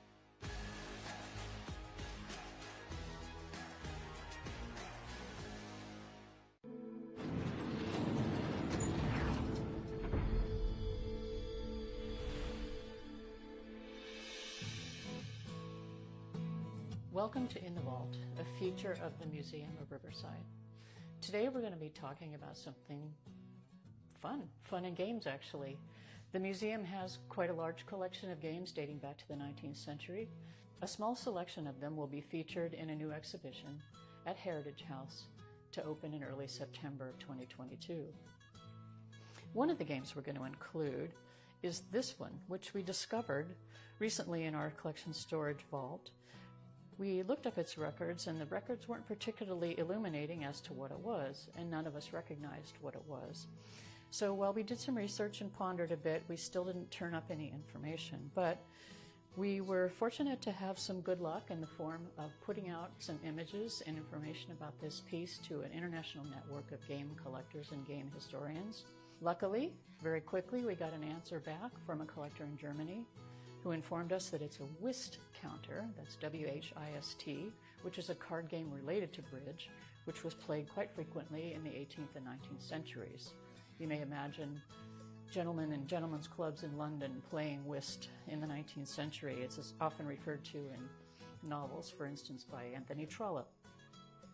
But today, the game is not played so very often. And there are other games in the collection that we'll be including that, again, are not played so very often, but that's a pity because many of them are quite fun. It's a great way to start conversation and spend some time with friends and family.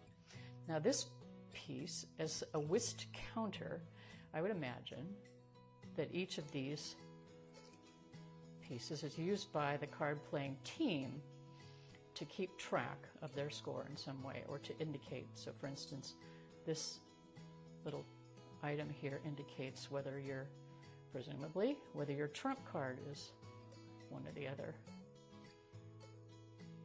So this is kind of a fancy way of keeping track of where things are in the course of play. It's a satin-lined velvet box, quite extravagant, and those researchers in Europe who helped us identify it indicated that they had not seen one quite so extravagant, wrapped in velvet, lined in satin. So we're quite pleased to be able to have this. It's been in our collection since 1967, but again, it came as an unknown object from its donor. Again, the opportunity to use something as small as this to track the scoring of a card game is something. It's something that we've lost. That ability to just gather a few people around home, play a game, but that primarily is an opportunity for people to get together, spend some time together, have some fun, converse, and that I believe is something that's been lost in our time. You can see this and other games from the Museum of Riverside's collection at the exhibition coming up next fall, September 9th at Heritage House, called It's Your Move, Games We Play.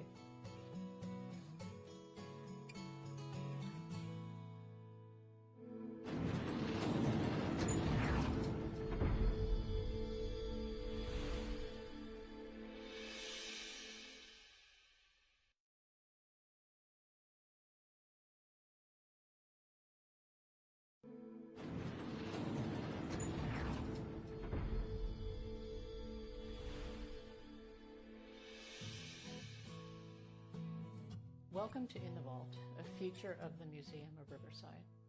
Today we're going to be talking about something fun and games actually. The museum has quite a large collection of games dating back to the 19th century. One of the games is this one, which we discovered recently in our collection storage vault. We looked up its records, and the records weren't particularly illuminating as to what it was, and none of us recognized what it was. So while we did some research and pondered a bit, we still didn't turn up any information. But we were fortunate to have some good luck in the form of putting out some images and information about this piece to an international network of game collectors and game historians.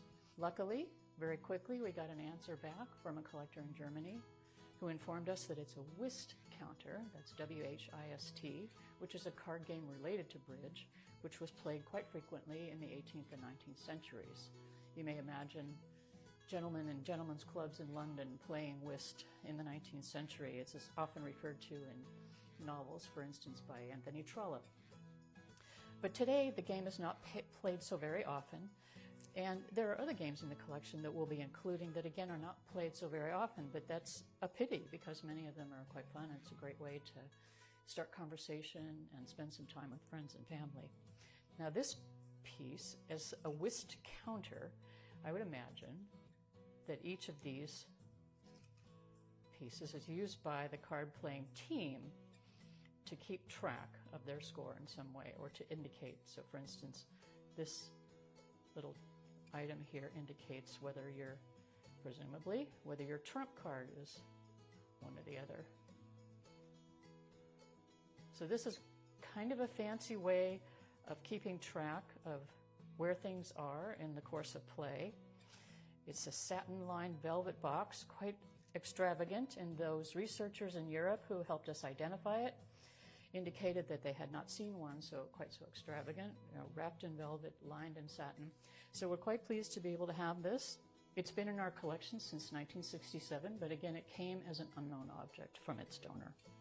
Again, the opportunity to use something as small as this to track the scoring of a card game is something. It's something that we've lost. That ability to just gather a few people around home, play a game, but that primarily is an opportunity for people to get together, spend some time together, have some fun. Arlington High School, Ghazal Hassan with you along with Jeff Gorham. Pep Fernandez down along the sidelines. 6-0. Canyon Springs on top of Arlington, but a couple of missed opportunities for the Cougars. They're hoping they don't come back to haunt them in the second half. Jeff, let me take you around the scoreboard. Some Riverside teams in action. We've been tracking Norda Vista and Redlands all night. There in the third quarter, it is the Braves 28-7 over the Terriers. What do you think about that? I think Ken Batdorf is pulling a big ruse. He loses 19 players, but restocks with 19. And I'll tell you what, I'm looking forward to the River Valley League now that we know that Norda Vista is the real deal. How about this? How about Riverside Poly, 13-7 over Sultana? Now, that game's at the halftime, so John Rice, the Shakespearean scholar, we saw him a couple weeks ago, and now his team trying to put up another victory against the Sultana team. I hope Poly does it. I love Coach John Rice. In fact, I want to say something about Coach Rice. His son, John Rice Jr., got hurt in the Ramona game, so my thoughts go out to John Rice Jr. I hope he can come back and play sometime later on this year, but good for the Bears. Yeah, and that's rough because it's his senior year. He already missed a couple games, and we do hope Junior is all the best, and obviously we send Coach Rice our best as well. Our other game on Riverside TV being brought to you by Nick Rice and J.R. Ibarra, 20-7 Grand Terrace over North. It's just been a rough year for the Huskies, Jeff. It really has, and you talk about O.P. Vaiapulu, who's just one of those guys that teaches, great fundamental football, and just like Norte Vista last year, they lose. You lose Mecca Ale, and you lose those great receivers and that line. You got to rebuild, but I'm sure they'll be fine. But tough year.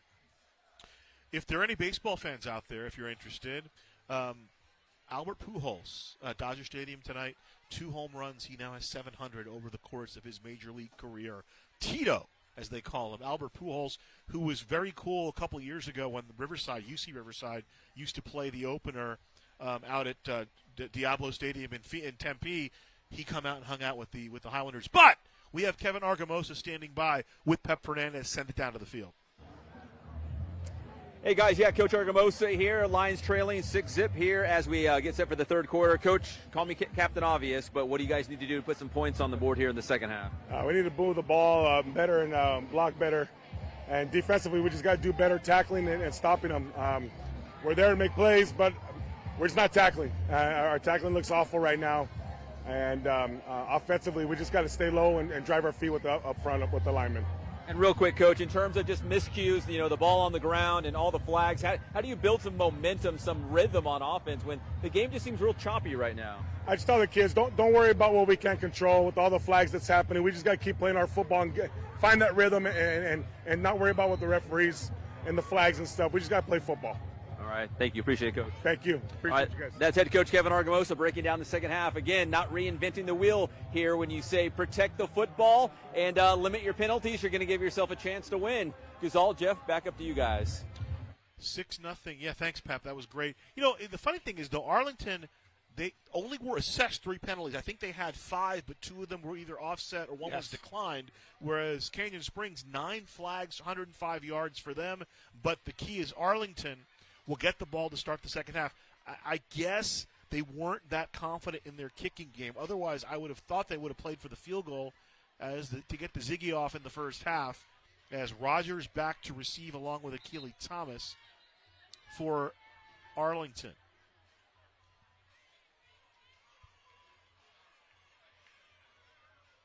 The place kicker for Canyon Springs is Anthony Sandoval. He'll start the second half here momentarily. A nice homecoming ceremony at halftime here. We saw the entire homecoming court, the kings and the queens. I don't know what they call them. But I will say this. The homecoming king for Arlington was a guy playing in the game, Nathan Durant, and he was out there for the homecoming ceremony at the half. Coach Argamosa had to come out because one of the nominees named him as their favorite teacher. And Rick Covington. So you have your 2 big-time coaches out here at halftime. We'll see if they adjusted well without him at half. Our old friend Kevin Corden was also down on the field. Yeah, his son was nominated for a homecoming king.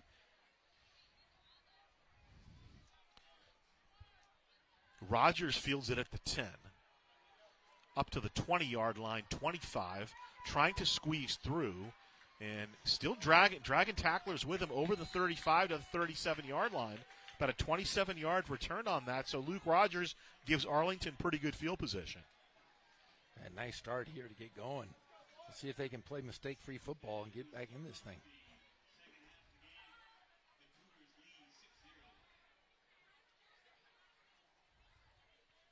So 6-0 Canyon Springs. Going back to the first half, if you're just joining us, Canyon Springs had a couple of opportunities. They fumbled the ball away inside the 5 to Arlington, and then later in the half, inexplicably, the Lions didn't feel the kickoff. After Canyon Springs scored, the Cougars recovered at the 12-yard line but came away with no points. Yeah, that was a bizarre sequence in itself there. They just went and grabbed it from them. Flags come in. Rogers making the play, but they stopped the play. And the Arlington faithful not happy with the officials, although Arlington's only been whistled for 3 penalties, Jeff.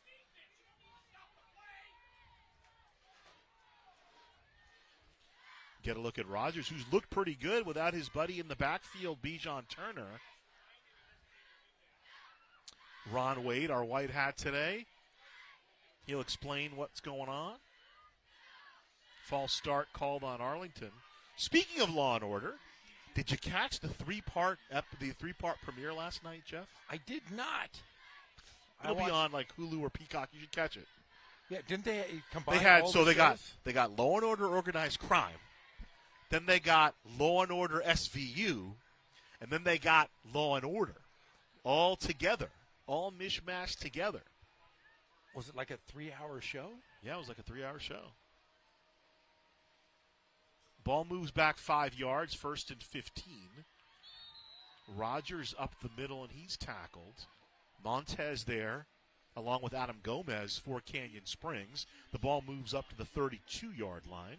So 2nd down coming up. Yeah, there's too many shows right now on TV. I can't get caught up. I'll tell you, what I'm impressed with is the Canyon Springs defense. Because they got beat up last week against Vista Del Lago, Jeff. And they've come out and played pretty well today. You like the resiliency. Roman split out to the top of the screen. They'll give to Rogers. He's got a little space, but it closes up fairly quickly into the hands of Davian Lopez. Lopez, the junior, makes the tackle over the 35-yard line to the 36. 3rd down coming up for Canyon Springs. Here's a shot from that halftime. Oh, I guess not. This is the replay. That was the homecoming setup at midfield.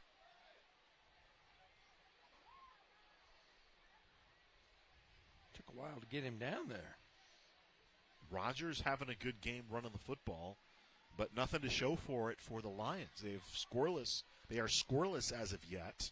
And, Pep brought up a great point. Hey, this was kind of a grinded-out game last year. As Rogers now splits out to the top of the screen, to the bottom of your screen is Roman.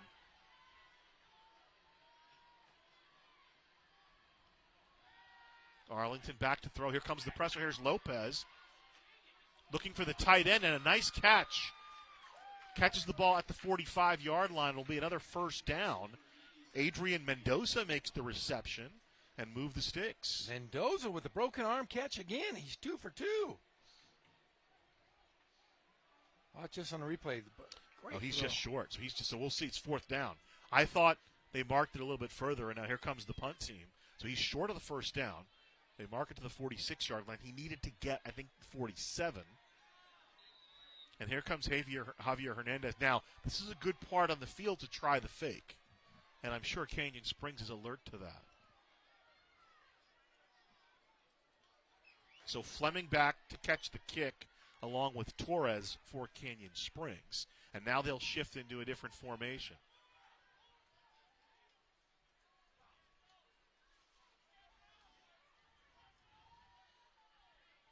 Hernandez will punt it. Fleming going to go field it. He'll let it bounce at the 20. It'll bounce out of bounds at about the 16-yard line.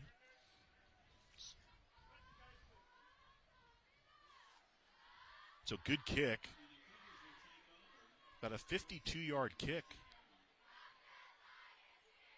No, I'm sorry, that's not correct. 36-yard kick because the line was the 46. And they kicked it to the 32. Oh, kicked it to the 16, so 34 plus 4 is 38. Nice look at the stands here. Arlington Things. I wish we had that music, the Stranger Things music. Yeah, my kids are really into. They have all the stuff. They have stuffed animals. animals. How do you let Luke watch Stranger Things? He's 6 years old. Here, no, he just likes monsters. Oh, there you go. Okay. That's true, huh? He probably like the stuff that goes over his head just goes over his head, right? Yeah, he doesn't care. He just wants to see monsters.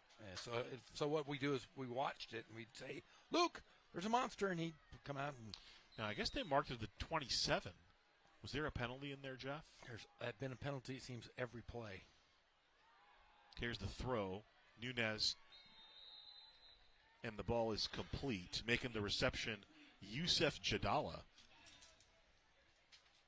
So Jadala, the senior, his 3rd reception on the year, makes the catch up to the 34-yard line. 2nd down coming up.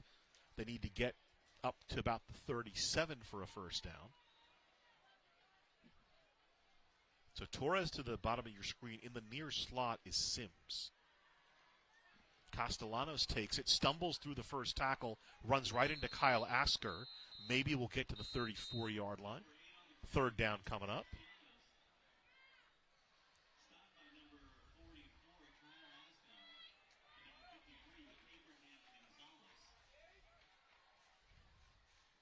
Good job by the Arlington defense. They're doing a nice job here on this drive. Can they get off the field here, though? Fleming to the top of your screen, Jadala in the near slot, and then Sims, Torres split out to the bottom of your screen. Nunez to throw. It's complete to Camion Sims, and a good tackle there. Akili Thomas makes the play for Arlington and stops him short of the first down. 4th down coming up. Yeah, Keely Thomas right there to get the hit and save that first down. They're going to have to, looks like they're going to have to punt again here. So 4th down, they're on the 36-yard line. They need to get up to the 38. And the offense looks like it's coming back out on the field, Jeff. Well, they're going to go for it. 4th down. Nunez take it himself. He'll fall forward. Looks like he's close. Let's see where they spot the football.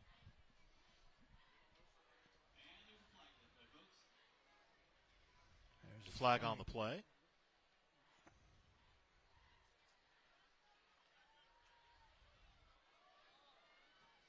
This is going to go against Canyon Springs. So now the punt team will come out. They'll back it up 5 yards.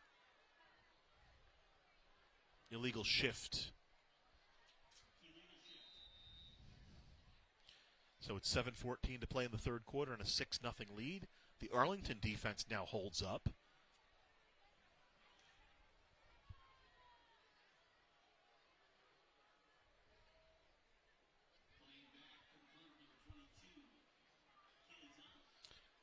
So Sandoval on to punt. They actually have another punter as well, Diego Salgado. And the ball gets away. He's going to try to throw the ball. Incomplete, and the ball will go over on downs. Flag comes in late. Man, Ron Wade getting his money's worth. That flag is he's going to have to wash that flag tonight. He's going to have to go home and hand wash it. So will it go half the distance in from? I think it's a 10-yard mark off. So it'll go to the 25. So here's the opportunity for Arlington. Now, is it from the – that's what confused me. Is it spot Fowler's line of scrimmage? Let's see here. Well, you're right, because they're marking it way back. Okay, now they're moving it up to the 25. Okay.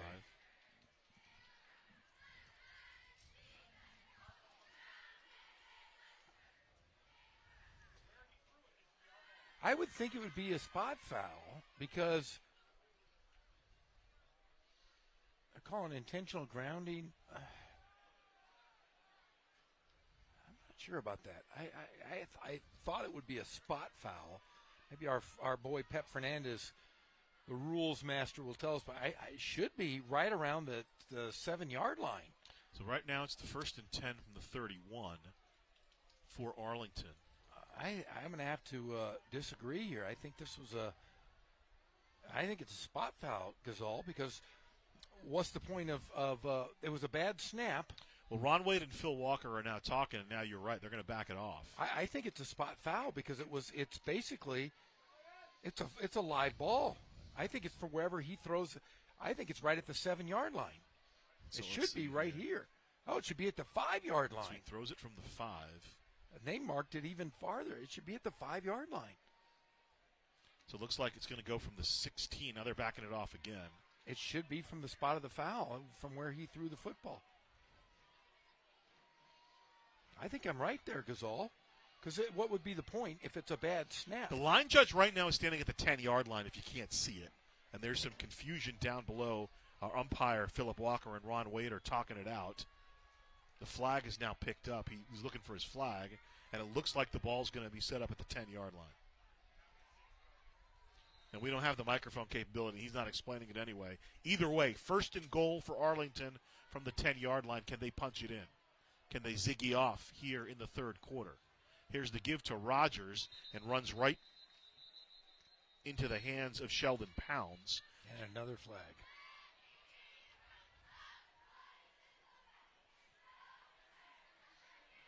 Pep Fernandez, we went down on the sideline. Let's go.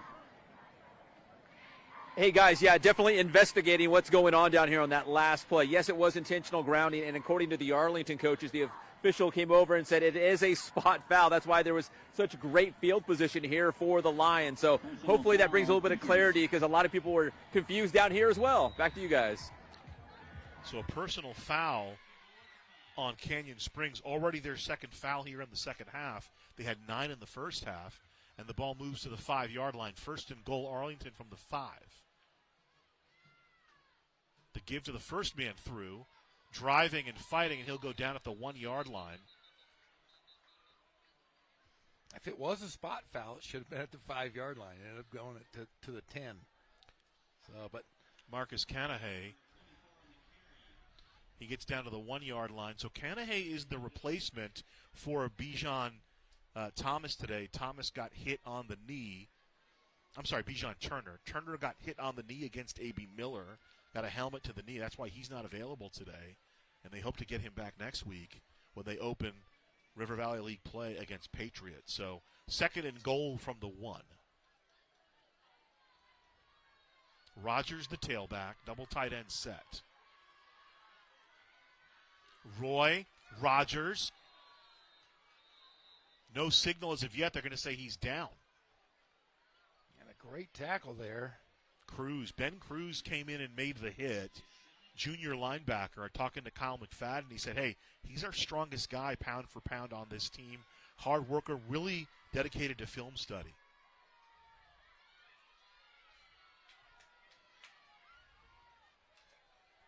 Clock ticking. We're down to 5 minutes remaining in the third quarter. Third and goal coming up. First man through. He goes airborne. I don't think he got there. He did. No, he did not. One official raised his arms. The back judge came in, and it's down at the 1-yard line. So here we go, fourth and goal. Boy, both teams have been really, really good at the goal line tonight. Ed Robinson came in, looked like he was scheduling a touchdown, or signaling a touchdown. So here we go, fourth down.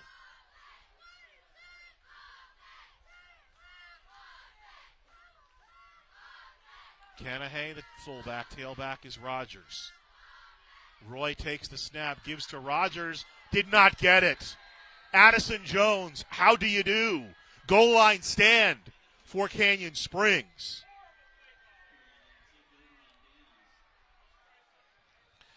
We talked during the half, Jeff, and we said, hey, man, Canyon Springs, they came to play defense today. They did. I'll tell you what, they have stopped this really a formidable run offense. I mean, they have just pushed him back at every angle. I mean, he gets caught about the 4-yard line. Yeah. 5-yard line. Jones come crashing in, and he's playing against the left side of that line. He's playing against Abe Gonzalez, Mario Absolo. He's playing against a tough side of that offensive line for Arlington. So nothing easy. And it's first down, Canyon Springs. They turn away the Lions. Fleming, one-on-one, incomplete. And the flag comes in. On the coverage was Nicholas Roman for Arlington. Let's see what the flag is.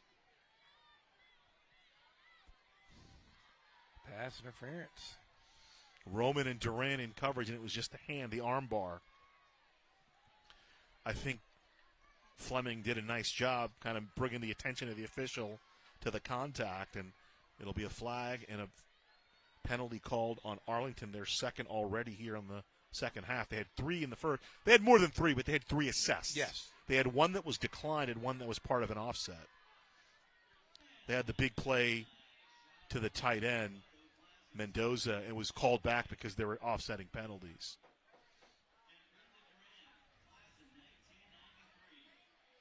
So ball moves up to the 20. It's a first down. The sticks move up for Canyon Springs. They were talking about the history a little bit earlier of Canyon Springs. Canyon Springs High School opened in 1980, but they didn't start playing football until about 85, the fall of 85. Here's Fleming, still on his feet. I believe it was Christensen who pulled him down. He'll get up to the 25-yard line, second and 5. Another look at it. Norte Vista up big, 44-14 over Redlands. The ferryman of the River Valley League moves on. Gets his, 203rd win? The beard's looking nice on Ken Backdorf, by the way. He really looks like a ferryman. If he coached in a tunic, he'd really be the ferryman. Tunic and an oar. When's his birthday? We'll buy him an oar to handle on the sideline. I'm going to make him wear a tunic, for God's sakes. 2nd and 5. I don't think his wife would like that, Jeff. Out of the backfield, trying to get the ball to Fleming, incomplete. Akili Thomas was right there for Arlington. The clock stops. It'll be 3rd down. That almost looked like a lateral play. You got to be careful on those. Let's see here. We have a perfect spot here. Let's see. I think that was a lateral pass. Let's see. That should have been a line. Yes. That was a lateral pass. Nobody seems to be yelling. You'd think an Arlington coach would be jumping up and down, right? Going crazy. 3rd and 5. Torres to the bottom of your screen, trips to the top of your screen to watch Fleming. He's to the top of the formation. 4 receivers in. Here comes the pressure. Nunez is going to take it himself. He'll slide down very close to the 1st down. I think he might have given himself up too early, Jeff. Yes, he did. Oh, you don't know. They're going to mark him at the 31. The sticks will move up. Our line judge, Ed Robinson, had his feet on the 31-yard line. That's where he needed to get. Smart play by Oscar Nunez. 1st down for Canyon Springs. Line is the 31. Nunez, quick throw.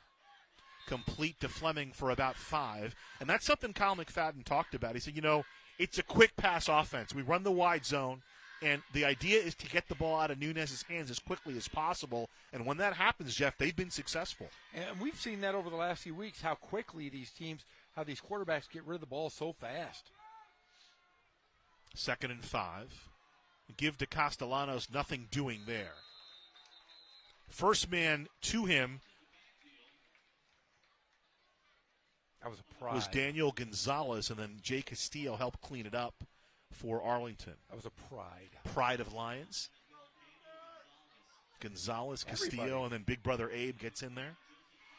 Clock continues to move. 3rd down, back near the original line of scrimmage. So 3rd and 10. They need to get up to the 42-yard line. 6-0 Canyon Springs. This is a bit of a surprise for us, but it is Arlington things.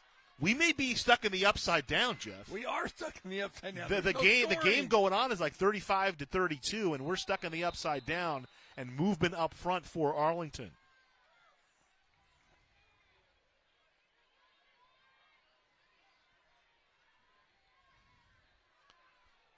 So that'll be just a 6th penalty on the Lions marked off.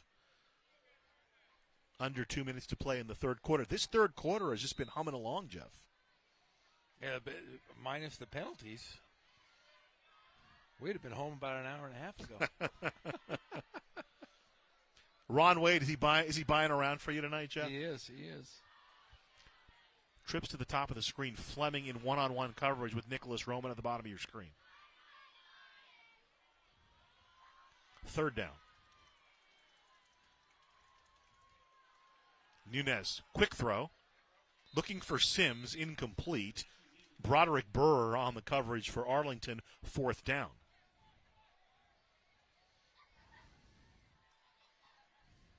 Yeah, Pep Fernandez loves defensive games. He's probably all excited over there on the sidelines, going crazy. I don't think I've ever seen Pep go crazy. Oh, he's crazy. Pep's very calm. No. Always presents everything very well. You're crazy. He's nuts. He's a party animal. Nicholas Roman to return the kick. Anthony Sandoval will punt it away for Canyon Springs. 55 seconds left in the 3rd quarter. The kick is away. Another bounce for Canyon Springs. It's going to go down inside the 5-yard line, and that's going to be a key bounce for Sandoval. 64-yard kick, no return, and Arlington starts from the 4-yard line. We talked a little bit, Jeff, about, Kevin Argamosa. He comes in last year and wins a CIF championship. That was the first CIF championship for Arlington since 1990. Danny Arano was the coach then. They won it then. And they won it again back in 1980. Rick Dischinger was the head coach at that time. Wow.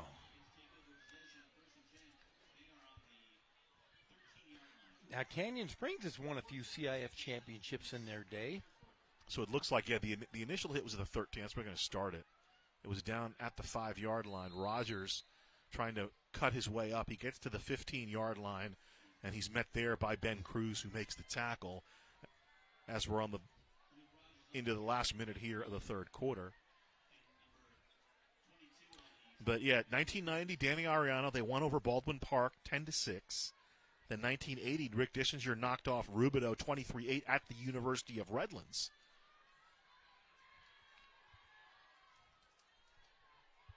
Second down coming up. Here's the give. Rogers trying to get outside, and he will not get the edge. Making the tackle. I think that was Lex Edward Jones again. So look at those safeties coming up and playing the run. That was going to be a big key today. And that's what they've been doing. And that's the end of the third quarter. 6-0 Canyon Springs over Arlington. Do we have Pep Fernandez? I don't believe so. 6-0 at the end of the third quarter. Not much ado about nothing, Jeff. Yes, I'd say not a lot of scoring here. It's not a barn burner, to say the least. But, hey, in 88-94, Canyon Springs won the CIF football championship.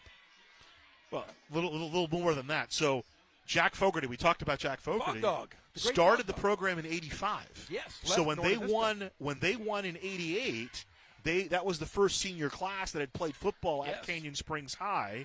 They won that in 88 over San Bernardino High School 30-7. They got to the Division V final in 89 and lost to Dave Perkins' Corona team that year.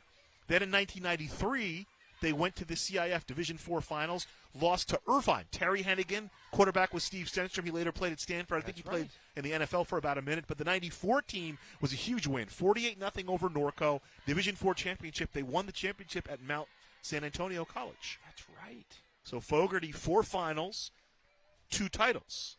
The great Jack Fogarty going into the Hall of Fame tomorrow for Canyon Springs. So third down coming up. They need the 24-yard line for a first. Roy to throw. He's got time. Throw to the near side. Complete to Nick Roman. First down.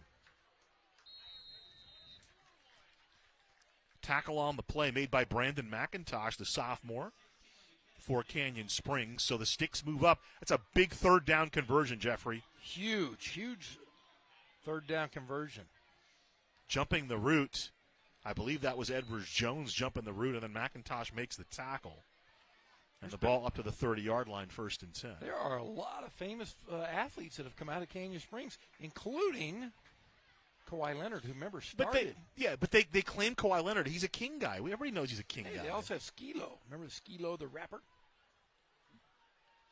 Rogers goes down. Pounds makes the tackle. Maybe back to the line of scrimmage. Second down. They've had. You know who else went there? Let's see here. Let's go. Let me tell you. I'm going to tell you who went there. Mark Contreras. Mark Contreras played baseball at Canyon Springs. He later played at UC Riverside, and he got to the big leagues this year. He was drafted in 2017.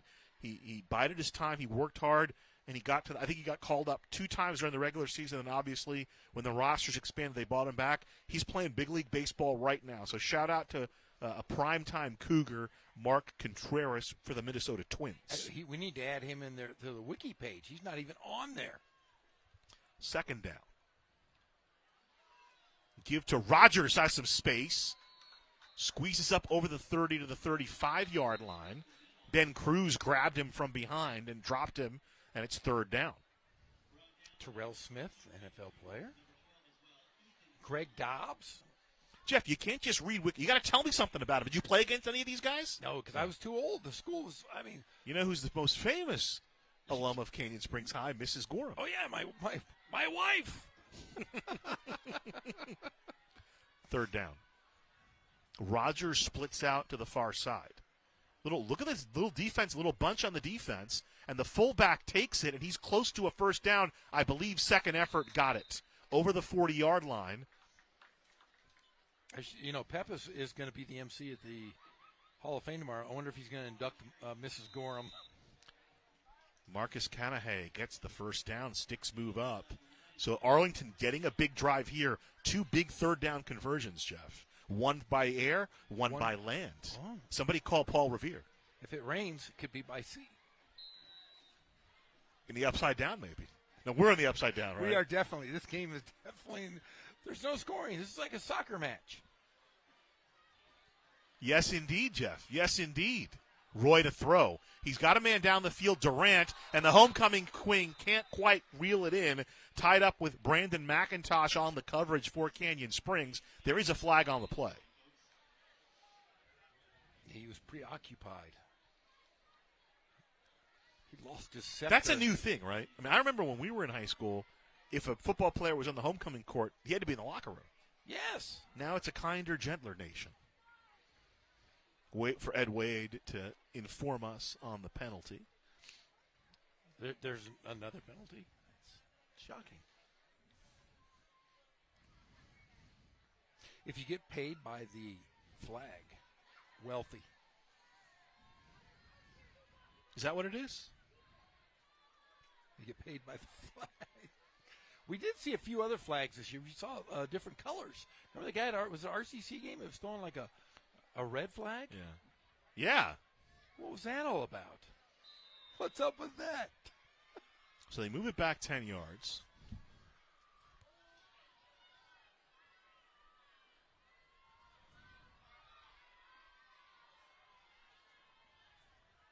First down.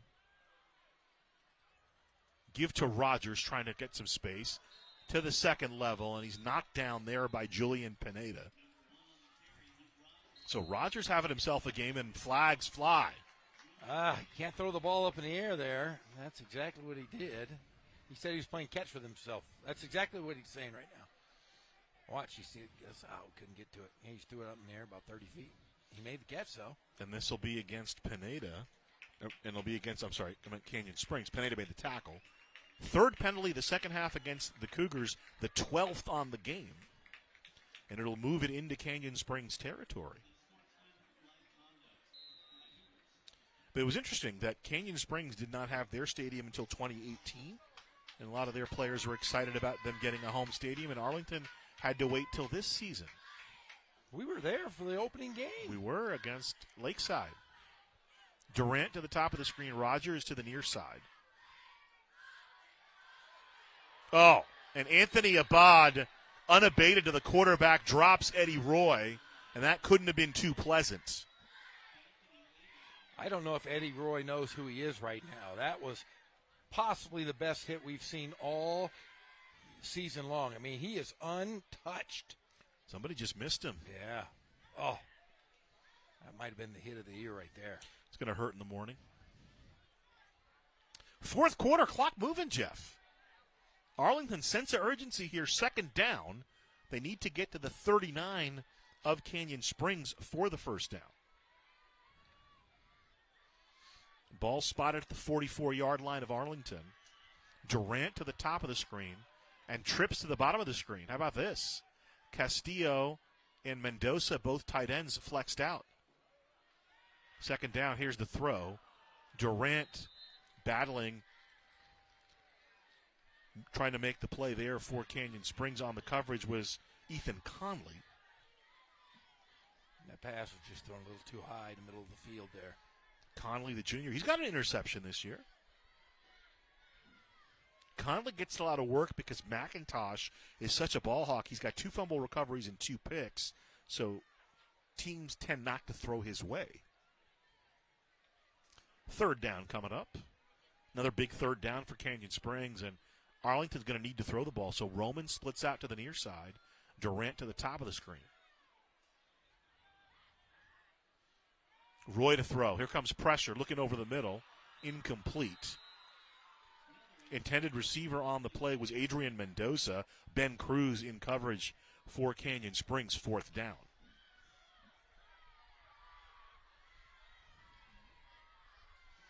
He had a couple looks. It was just a little rushed. He had to get rid of it because there was pressure. So Hernandez in to kick. It's interesting. Canyon Springs uses 2 punt returners. Doesn't Ken Batdorf doesn't use any. Fleming and Torres back to receive. When I see Colin Fleming, I think of Ian Fleming, who wrote the 007 novels, for James Bond. I know you were talking. You're we have our guy. We'll go to Pep Fernandez. How about that? Hey, guys, we've been talking about this injury to Bajon Turner, all game long and how important he is to this ground-heavy attack for Arlington High School. I saw him over here on the sideline. He is in street clothes here at the game, but I think it's just been magnified how much this Arlington run game needs him. It makes me think back to last season. Remember, Bajon and the big guy, Buda McDaniel, were double fullbacks for the running back, Ray Warhop, and that's how they went all the way to the CIF championship and all the way to the state finals. So they could really use Bajon in the backfield, especially on that 4th and goal that Arlington almost had. They still have the big goose egg on the scoreboard right now, trying to get their first points. They really need Bajon Turner. Back to you guys. Got to get the Ziggy off. What do we talk about, Jeffrey? Yeah, you got to suit up, Bajon. Forget. Who cares if you're hurt? Go suit up. We need you. They need him next week, though, more important. I mean, they want to get this game, obviously, but next week's important as Hernandez will kick. Torres fields it up to the 25-yard line. And that's where Canyon Springs will start. 8:22 to play in the fourth quarter.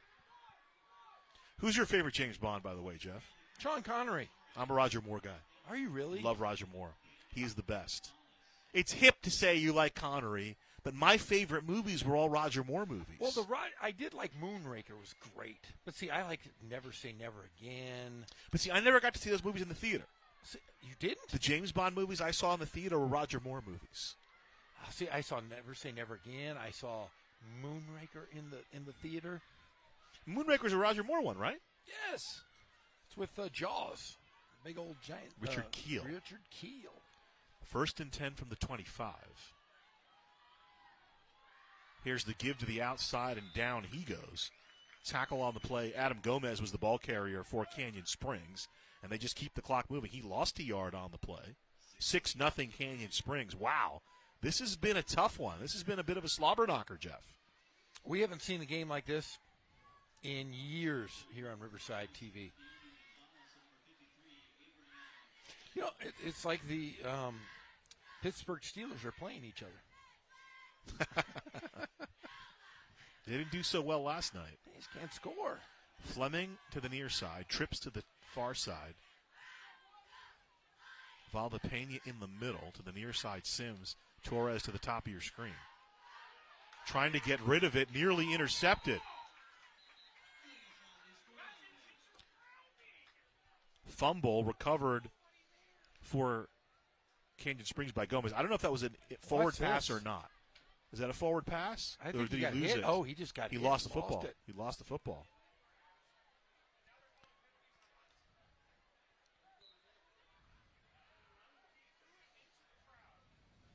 That's interesting. They're ruling it a forward pass because they stopped the clock.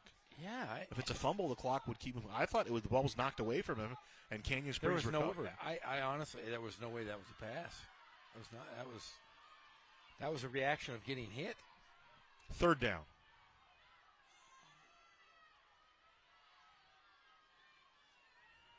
Nunez throwing. Looking down the field for Fleming. Fleming went up and got it. How about that? Fleming reels it in at the 48-yard line. 25-yard completion. And that was an old jump ball, Jeffrey. He just went up and got it one-on-one with Durant. Check it out. Durant goes up, Fleming goes up, and Fleming comes down with the basketball, much like when you were the great rebounder at Ramona High School. I rebounded just so I could score. Offensive rebounds only. But now he had inside position. That was great. Boxed him out, went up and got it. Well, took it from the big man. Big clutch play by Colin Fleming. The Living Daylights playing out here at Arlington High School. Here's Fleming again. Fleming around the end to the 40, 35. Thought he lost the ball, but he still got it, and at the 30-yard line. 22-yard run for Colin Fleming. He's living dangerously.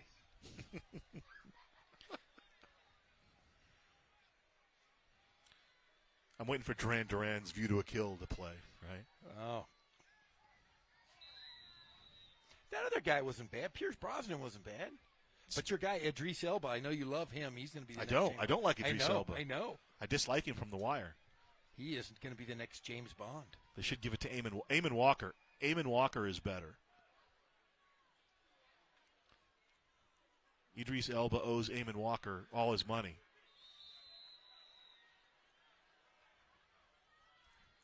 Carrying the ball for Canyon Springs is Gomez. Stopped after a short game. The Wire may be my favorite show of all time, but I did not like Idris Elba. I know. Because the character was so loathsome. Stringer Bell. If I ever see Idris Elba around L.A., I'm going to yell at him, "Where's Wallace?" Going to yell at him. He's an MMA guy, though. Don't yell at he? him. You better be across the street when you're yelling at him. I tell you the story. I was at a Clipper game, and Michael B. Jordan was sitting like 2 rows down from us, so I started yelling, "Where's Wallace?" And he got up and was looking around. It was funny.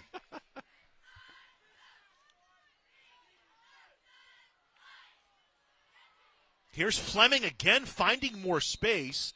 Hurdles down to the 23-yard line. Flag in a play, though. Christensen with the tackle for Arlington. False start. And they'll back it off yet again.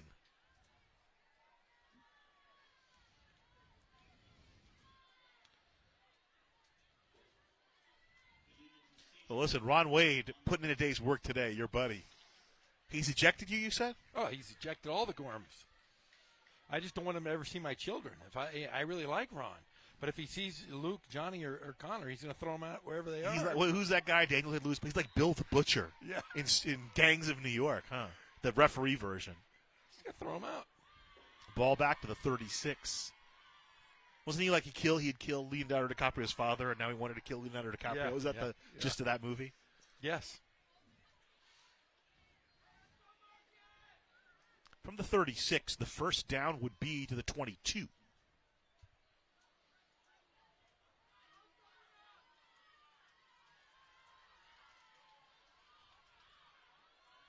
Second down, Nunez throwing.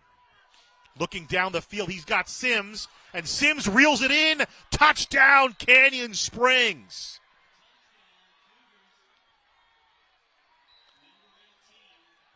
"36-yard touchdown strike from Oscar Nunez to Camion Sims, the sophomore.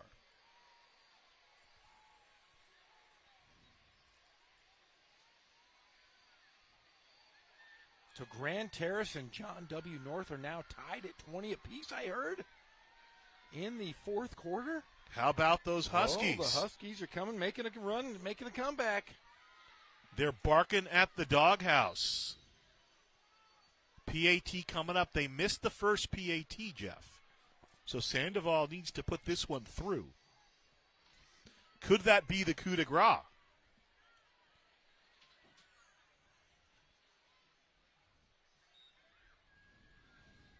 And he missed again. Wide right. So 12-0, the score in favor of Canyon Springs. Here's the strike. Camion Sims on Christensen makes the catch and then jaunts into the end zone.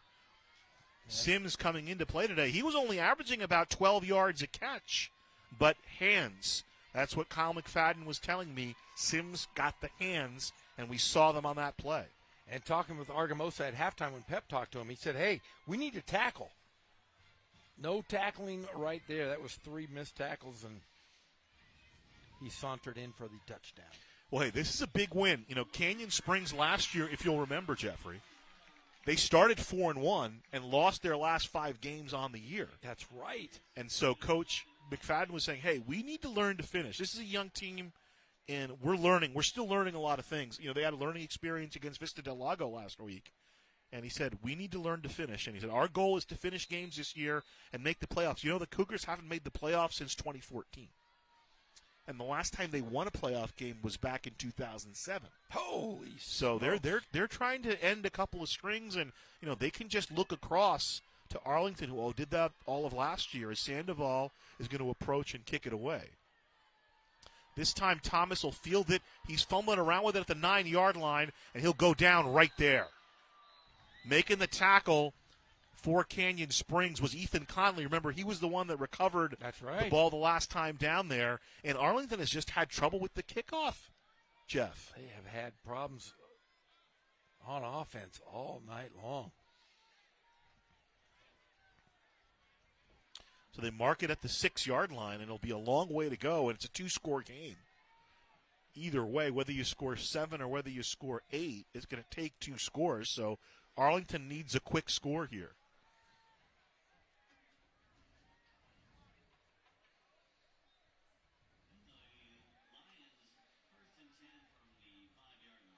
But you can see the Cougars growing up a little bit today, Jeff. Man, I'll tell you what, they've, like you said, just a few years ago, we were talking, they were cellar dwellers, and now they are playing in game, winning games. Culture is coming back at Canyon Springs. Luke Rogers makes the run, and Ben Cruz on the tackle. So we're talking a lot about TV today. Did you ever watch The Affair? I saw the first season of Dominic West, he's in The Wire, one of my favorite guys. And then Maura Tierney, who I've loved since News Radio. They play together. They play a couple. And so in the last season, there's a character I don't want to give anything away, named Ben Cruz. And let's just say, not a good guy. Not a good fellow. Not that this Ben Cruz is a bad guy. I don't want to get anybody confused, but it reminded me of Ben Cruz. The turn and the give, and a tackle in the backfield. Now, see, I think I could change your mind about Idris Elba. No, you will not. Have you ever seen Luther? I try, but I can't. He's always Lionel Lamb on the tackle along with Devian Lopez there. He's always going to be Stringer to me, and Stringer's always going to be a mark to me. Sorry. See?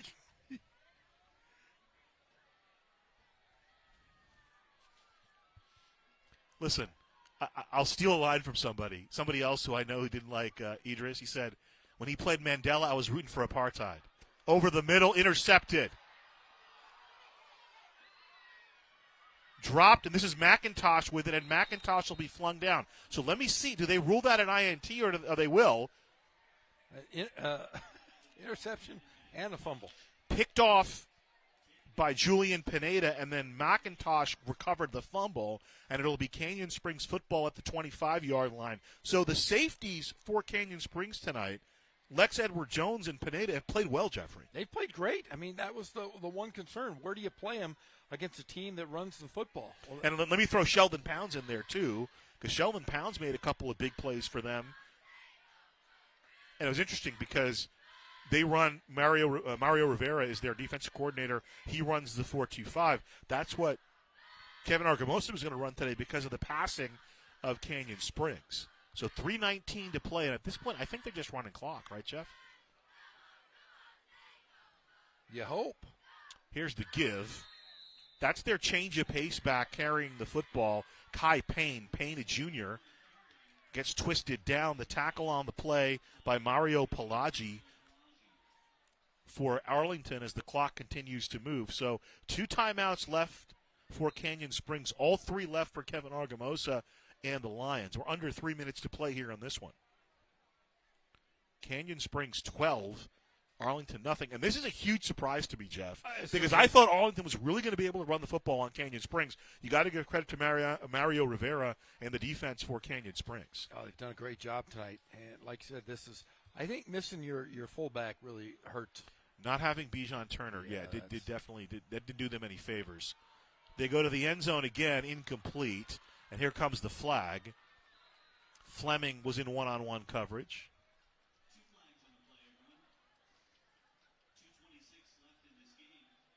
Instead, that wasn't Fleming down the field for Canyon Springs. That was Owen Miranda.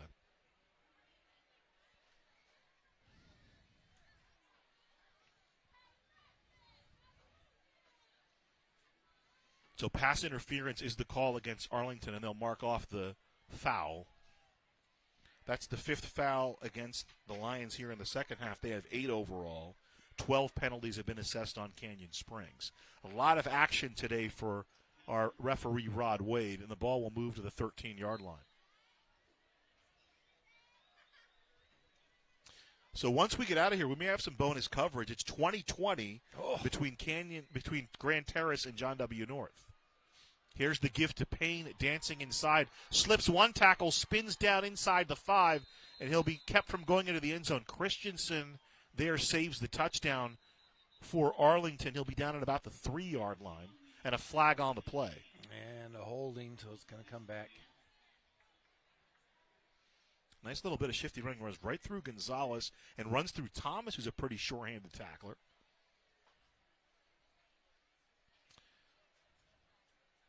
So this is a big growth game. You know, this was a game, you know, kind of one of these look at games for coaches, because you're Arlington, you're 2-2, you've won 2 in a row. You're playing Canyon Springs, they're 3-2. They're coming off a pretty tough loss against Vista del Lago. You know, you kind of look at the other team thinking, you know, hey, we're just, you know, we're pretty even. This is a game we can take. Well, like you said, they're even enough. In the rankings, they're just one apart. Yeah. And it's held true. I mean, Canyon Springs was one up on Arlington in the rankings in the state and the section. And it looks like they're going to keep it. Fleming split out to the near side and throwing it down the field, and it's going to be a touchdown. Instead, they'll call him down at the 1. That was Torres. Miles Torres makes the catch just at the 1-yard line. So they'll move the sticks. It'll be first. Well, will he get a first down? Not quite a first down yet. They can still get a first down. Now they'll throw the sticks down. So Torres makes the catch. Clock moves under 2 minutes to play. The ball at the 3-yard line.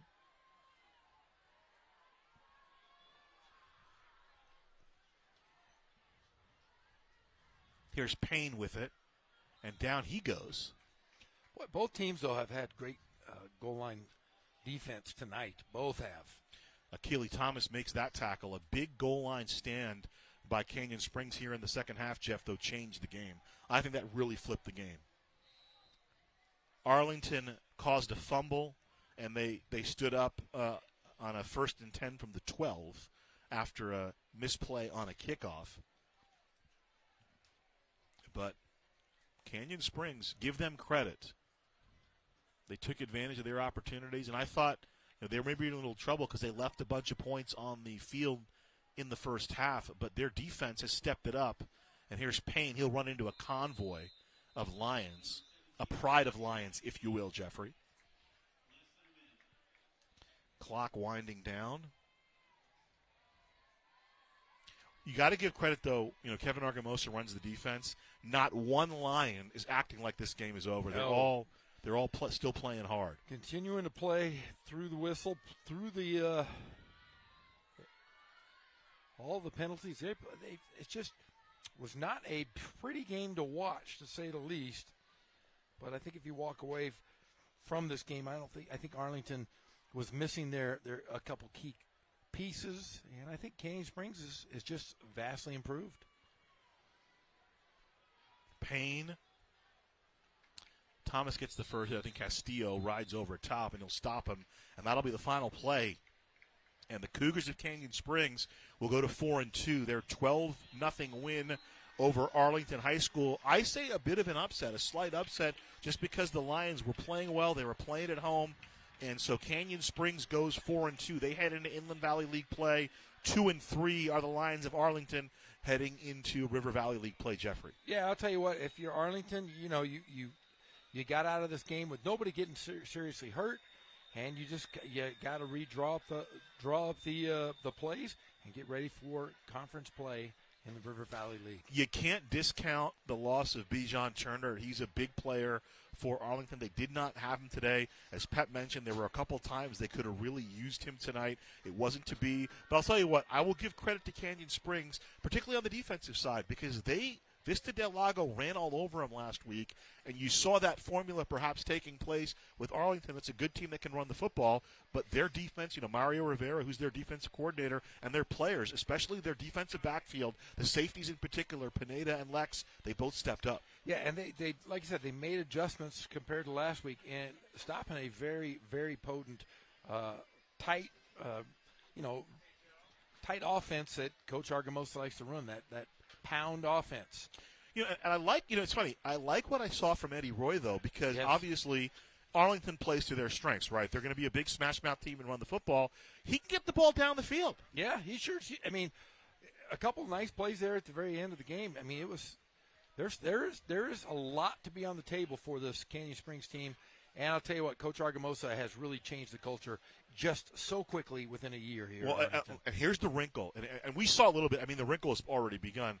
I think we will see some throws to the tight ends. Yes. Because there are a couple of pretty good tight ends on that Arlington team. Yes. And I think they're going to start, and I think sometimes coaches, they want to keep it in their back pocket till they're playing in the league, and it depends on the opponent. Let me tell you something. When they play Ramona, when they play Norte Vista, I would not be surprised to see some throws to the tight end in those games, Jeff, in key situations. Yeah, and it keeps teams honest, and we know he has it in his bag of tricks. Now things change. You get in the conference, and they could definitely cause some problems. 1 yard run by Castellanos in the second quarter, a 36-yard pass from Nunez to Camion Sims in the fourth quarter. Those were the scores, and we'll go down to Pep Fernandez. We have Canyon Springs head coach Kyle McFadden after that 12-0 win. Coach, doesn't have to look pretty. A win is a win is a win. 12-zip tonight against Arlington. What did you guys do well when it mattered the most to pull out this win against the Lions? Well, as you see with the 0, the defense did their job and more. And then at the end, when we needed one more score for insurance, we were able to get it. Our line held, quarterback made the play. One of our coaches made the suggestion to run a certain play with a little twist on it. And you see we got the wheel route open there. So when it was really time to make a play, the guy stepped up. Picking that right time to make a big play, a timely play. How about that goal line stand by your defense to keep Arlington out of the end zone? If they punch that in, might have been a different result tonight. Yeah, that's when we look back on it and I'm able to watch it again.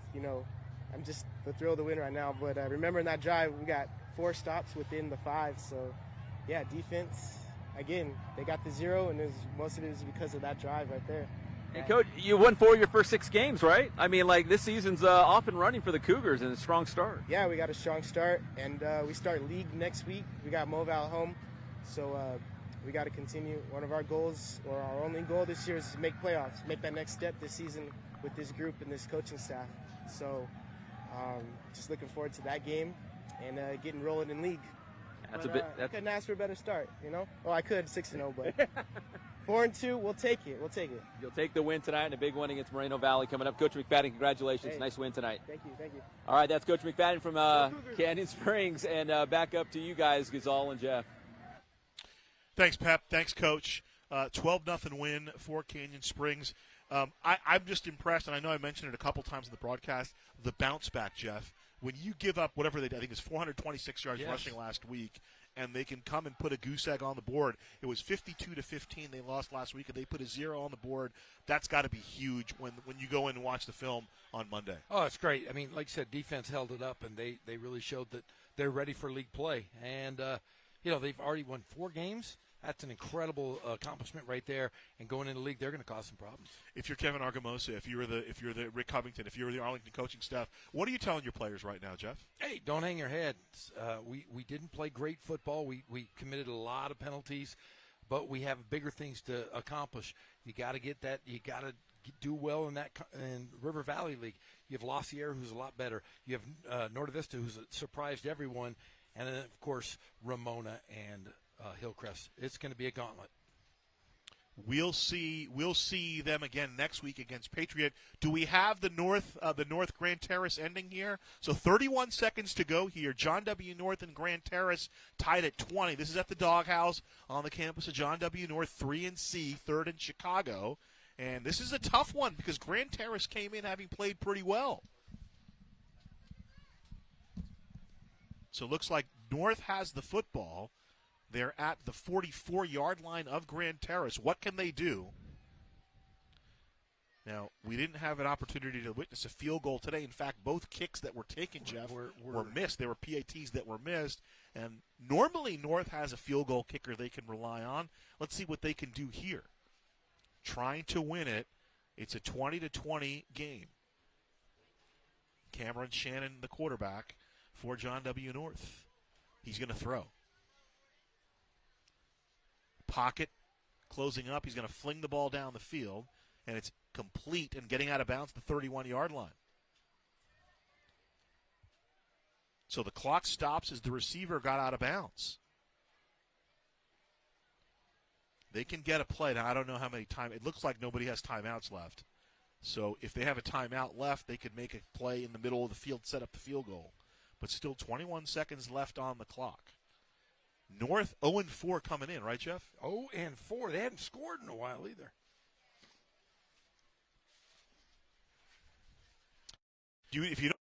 If you want the real commentary with Nick and JR, you can go to YouTube at the City of Riverside page. They're on. We'll keep it right here at least until we see maybe they can set up a field goal. So it's Damian Ayala you see in the near slot. Cameron Shannon, the junior QB.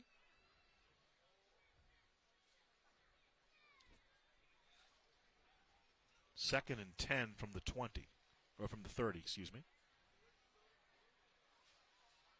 He's being chased, and down he goes, and he lost the football.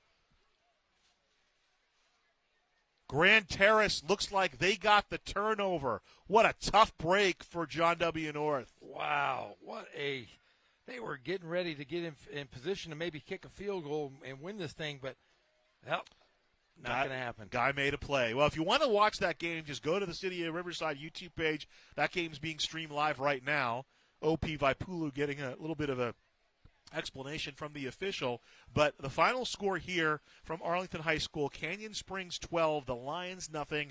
For Jeff Gorham, for Pep Fernandez, for our entire award-winning Riverside TV crew from the Upside Down at Arlington Things. My name is Ghazal Hassan. We'll talk to you next time. The final score tonight: Cougars 12, Lions nothing. So long, everybody.